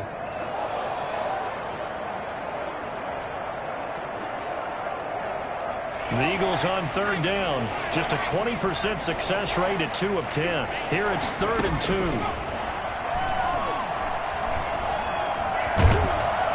he's going to have to eat this one as down he goes.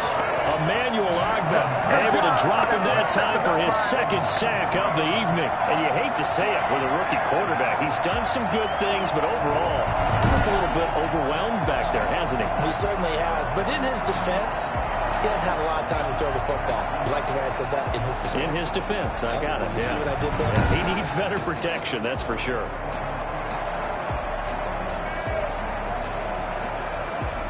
Here's Cameron Johnston now, as he'll come on to kick for a 6th time tonight.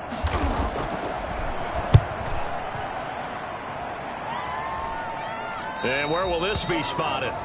The side judge says it went out just across midfield.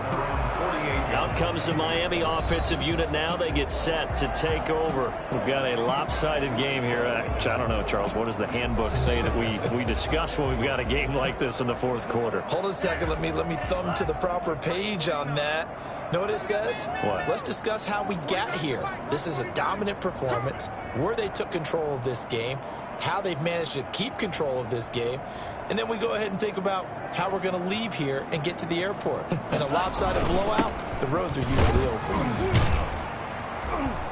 Pretty good results here on the first down run as he takes us forward for about 6. First play of the drive, let's give credit all around. Excellent blocking, but the guy carrying the ball, he was the finisher. A really nice run. The last run got 6, now 2nd and 4.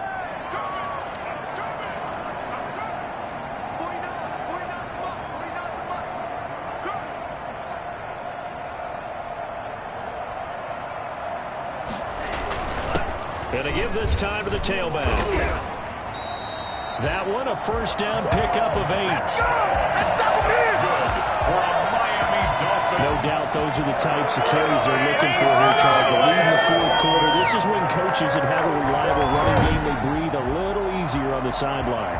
Yeah, they love the idea that they can take the air out of the football at this point of the game. That means they're really counting on that offensive line, counting on the runners, taking care of the football. Because you're going to tell your quarterback, hey, no time to be a hero. We're not going to throw it here. Just eat up that clock. And if you have the ball, they can't score.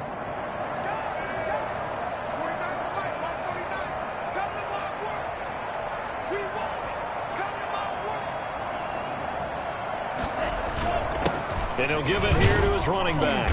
And he gets it down to the 32. He'll get a nice chunk there on the first down run, and it's 2nd and 4. I think we can safely say that those types of plays are the backbone of this offense. We know not every run's going to be a big hitter, but you know they'll take that type of result on each and every attempt. 6 yards on that last play. Here's 2nd and 4.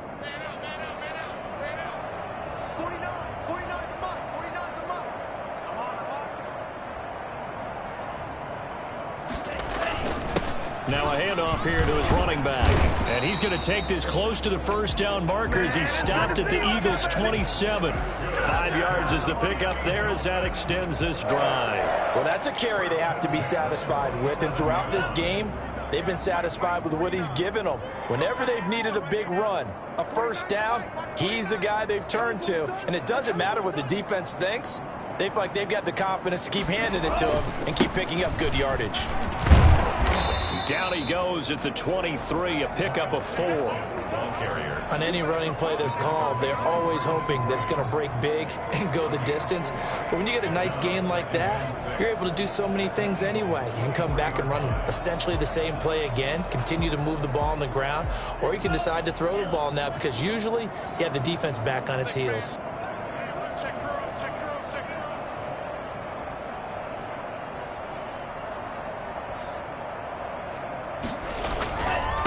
Now they try the right side here. Fighting him off. And they'll get this down to the 10. 12 yards there and a first down.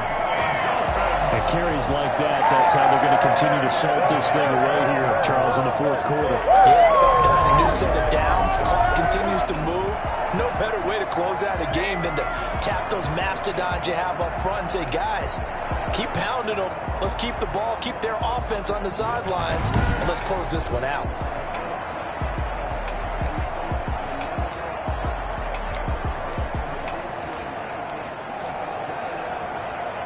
Three tight ends in the ball game here on 1st and 10. 49, guys. Mike, 49. Check.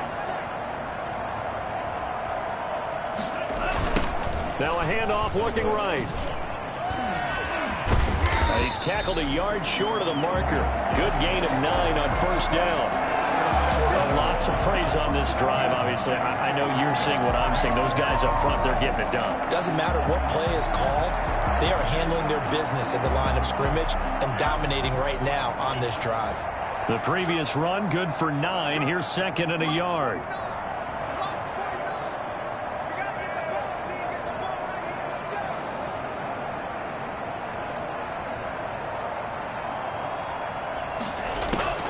This is Breida on the draw. And a nice move will yield nothing as he's stopped behind the line. It's a loss of 2, now 3rd down. That's a nice example of good team defense right there. Ball was snapped at the 1-yard line. They knocked them back and caused a loss. But you notice they were trying to find any type of a gap to run through. Wasn't one available, and they stuffed the play right there in the middle of the field.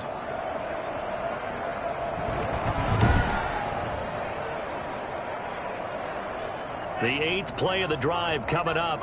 It's 3rd and 3. 49, guys. And to give this time to the tailback. Fights off another. I think the second tackler would have learned from the first. And he's going to be taken down here, still a couple yards short of the first. Just a 1-yard pickup there, and it'll be 4th down. But forget knowing where the first down line was. This defense created their own line of scrimmage. They won every battle up front. And a lot of times that is one-on-one. And if you win your one-on-ones enough times, your defense is going to be pretty good. They had more people to the football and snuffed out the play.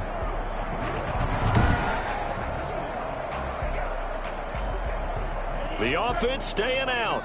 They're going to go on 4th and 2.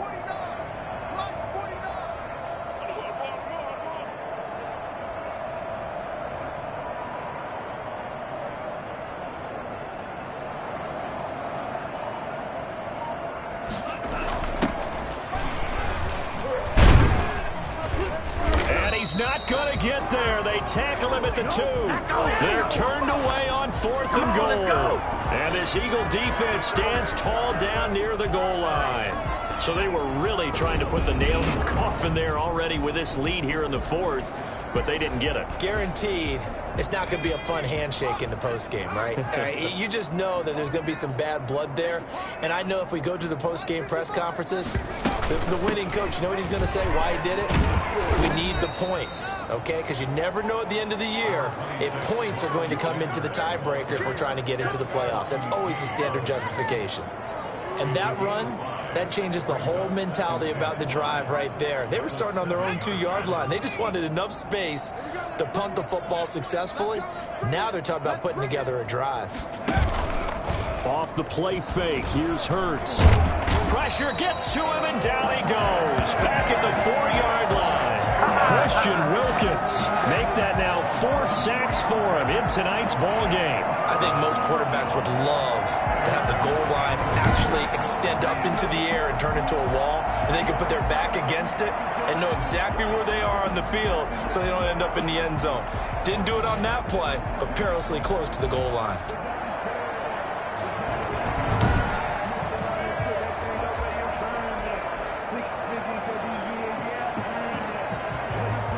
The Eagles on 3rd down. They've converted just twice and have had plenty of opportunities. This is 3rd and 8. Here's Sanders. And not much there as he gets it up to about the 5-yard line. Just a yard on the run there, and that's going to bring us to a 4th down. Seems pretty obvious defensively a key was stopping the run game. How have they done it so successful? To me, it seems that these guys really did a nice job of paying attention during the scouting report meeting. And you know, Brandon, when they do those, they talk about the top plays that these guys like to run. The best runs for the top running back, those are the ones you focus on and want to take away. And they've done that pretty successfully in this game. Here's Cameron Johnston now as he's on to punt for Philadelphia. And he's able to get it out of there. Returnable for Grant. A good return there, 17 yards. And the Dolphins will begin this drive in great field position, 1st and 10. Miami set to take over. The outcome of this one, well, we know who's going to win it. It's just all window dressing at this point. Got me thinking, what's the biggest blowout that you've been a part of as a player, a broadcaster? Well, I'm not going to go to the player part because when I think blowout... Because you won every game as a player. No. I think about being blown out. And no one wants to go back to those memories. But, you know, when I was calling college football, I saw a game that, you know, a team put 70. I actually saw it happen twice. A team put 70 on their opponent. And in the NFL, in the 2017 season, I saw one of those changing of the guard games where a team that hadn't been very good before now was dominating and kicking around a team who had been ruling their division. And that's when you earn your paycheck, right? As the analyst, you got to fill that time. You've got to know what's going on out there and how it all happened. Well, obviously that begs the question, what game was it? That was Seattle hosting Los Angeles, the Rams. Yeah. Their second meeting of the season, and the Rams turned it around from their first one and blew out the Seahawks.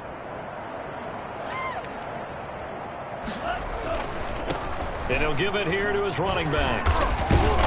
And he's going to have a 1st down here as he gets this one to the 17-yard line. 7 yards there, good enough to move the sticks. Brandon, when a defense just simply can't get off the field on third down, we all know how important that down is for both sides of the ball, you often feel like you're just a step behind whatever they're doing offensively. And one of the differences in this game, no doubt, third down conversion, and that is going to be a story they'll talk about after this one.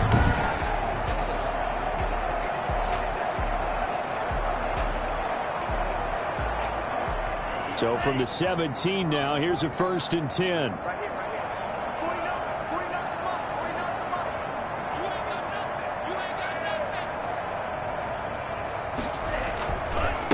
Now a handoff here to his running back. Able to fight for about 4 yards there to the 13. Not a run that you're going to write home about, but still a good first down run. That's what an offense calls staying on schedule. 3 to 4 yards on first down, you're set up very well for the rest of the drive.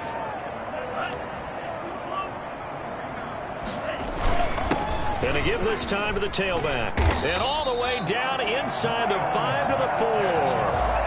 It's a 10-yard gain there, and it sets him up now 1st and goal. Well, we're beyond the tone setting right now. This guy's been a bell cow all day, and they'll continue to rely on him to move the chains, drain the clock, and lead his team.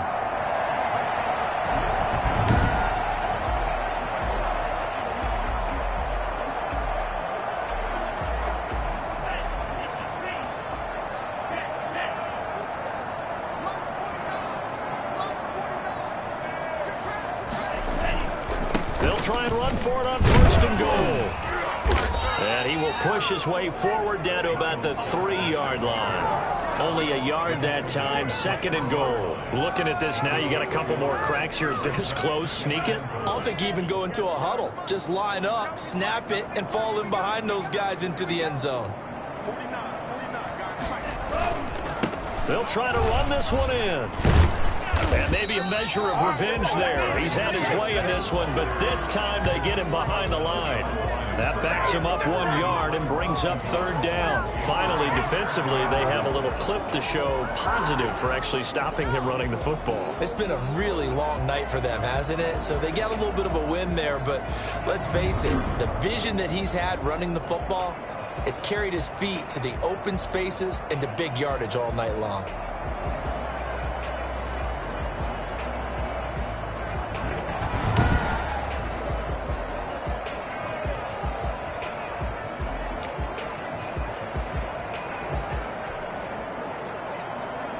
Three tight ends up front here, 3rd and goal.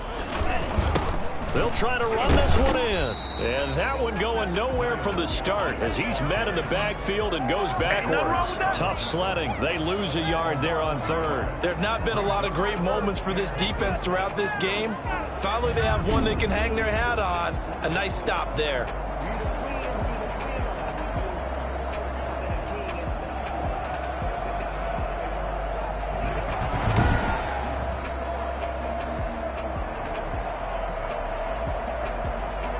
So now the field goal unit trots out there for the 3rd time tonight. This will be just a 21-yard attempt. The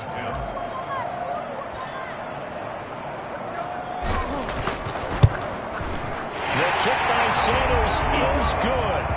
And they're well on their way now as the lead grows even larger. So he remains perfect, 3 for 3 in the field goal department. And it's so important for any offense to have an ace like him up their sleeve, isn't it? Because now you know what his range is, and as soon as your offense gets there, you're pretty much counting on 3 points going up on the board.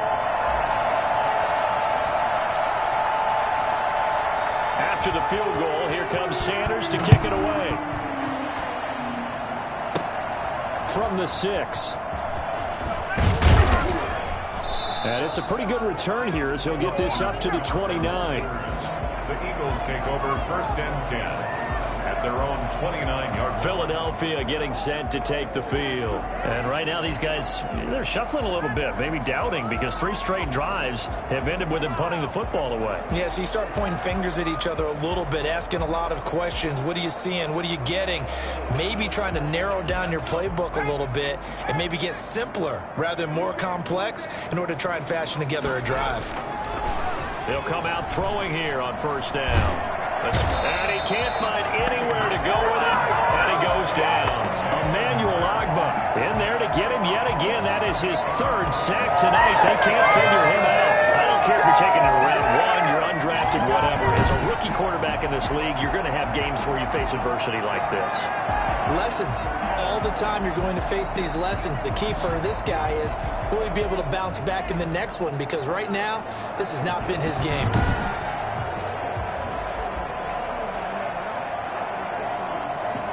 Pass protection has been a problem all night long as they come up facing second and a bundle. From the gun, it's Hurts.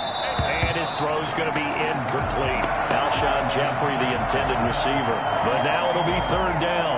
Well, the trials and tribulations of being a quarterback in this league, it's tough. It's got to be wearing on him out there. Well, he has been sacked a number of times. He had an interception, so I'm going to give him a skosh of credit for hanging in there and trying to make something happen, despite the amount of pressure he's been under this entire game.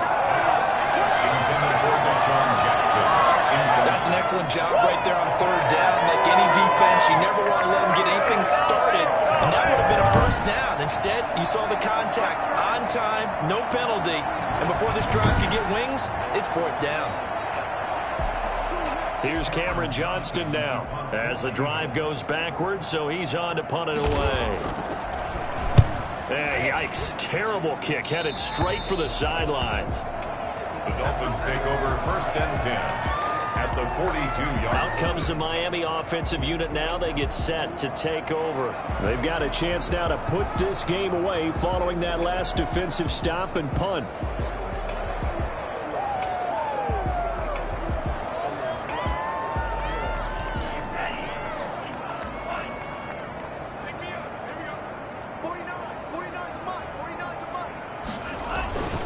They'll try and run some clock here as they keep it on the ground. Brought down by Nate Gary. Nice satisfying run on first down for the offense, picking up 5, which means defensively, the thought process is entirely different. You don't want to panic, but at the same time, you're saying to each other, we've got to tighten this down. We can't give up gains like that. Just 2 minutes remaining here in the fourth quarter of what has been a one-sided affair.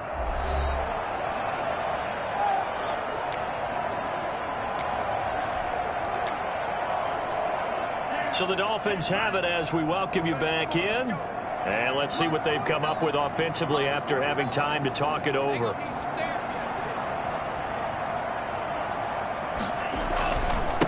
Now they try the right side here. And he works it past the 30, almost to the 25. 11 yards there, first down.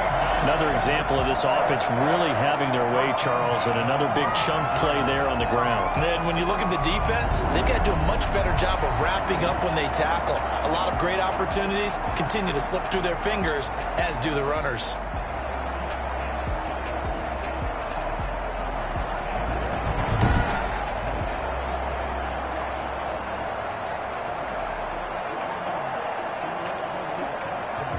Not totally home free yet, but it's looking good as they come up first and 10.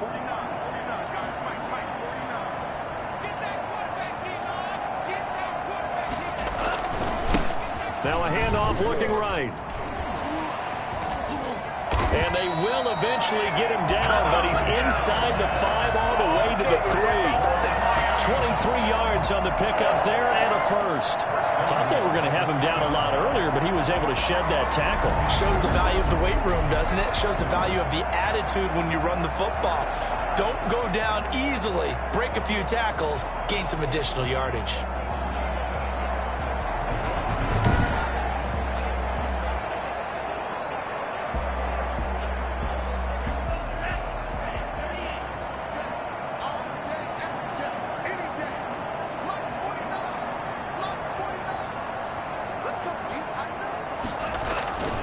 They'll try and run for it on first and goal. And maybe a measure of revenge there. He's had his way in this one, but this time they get him behind the line. Call it a loss of 2 on the play. And that'll bring up a second and goal. The short field shrinks even more with the type of bodies they brought in on that play. Those extra tight ends, they weren't able to secure their blocks, and that one ended up going backwards.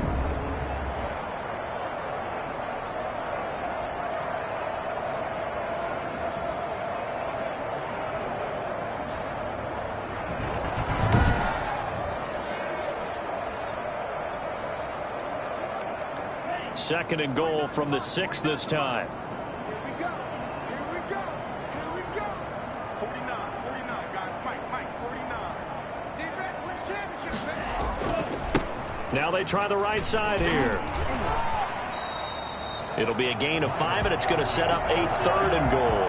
When you look at the geography we're staring at, this part of the field, don't you always think of big backs carrying the football, bruisers trying to pound it in? Instead, look at a little more of a scat back type, and he's trying to make it happen. Yeah, they went with the elusive, slippery guy. Couldn't get in there, though. Well, Charles, it's one thing to win. It's another thing to win and put up the amount of points that they did. Boy, were they clicking on offense. They can't help but feel great about themselves, can they? I mean, what a game to put up that number of points, continually feeling like they're moving the ball and things are working and clicking.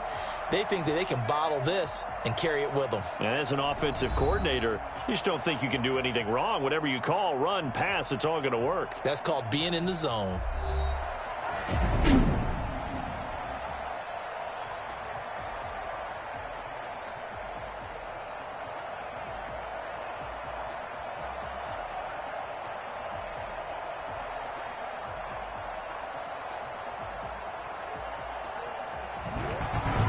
So that'll do it for us. For Charles Davis and all our crew, I'm Brandon Gaudin. You've been watching the NFL on EA Sports.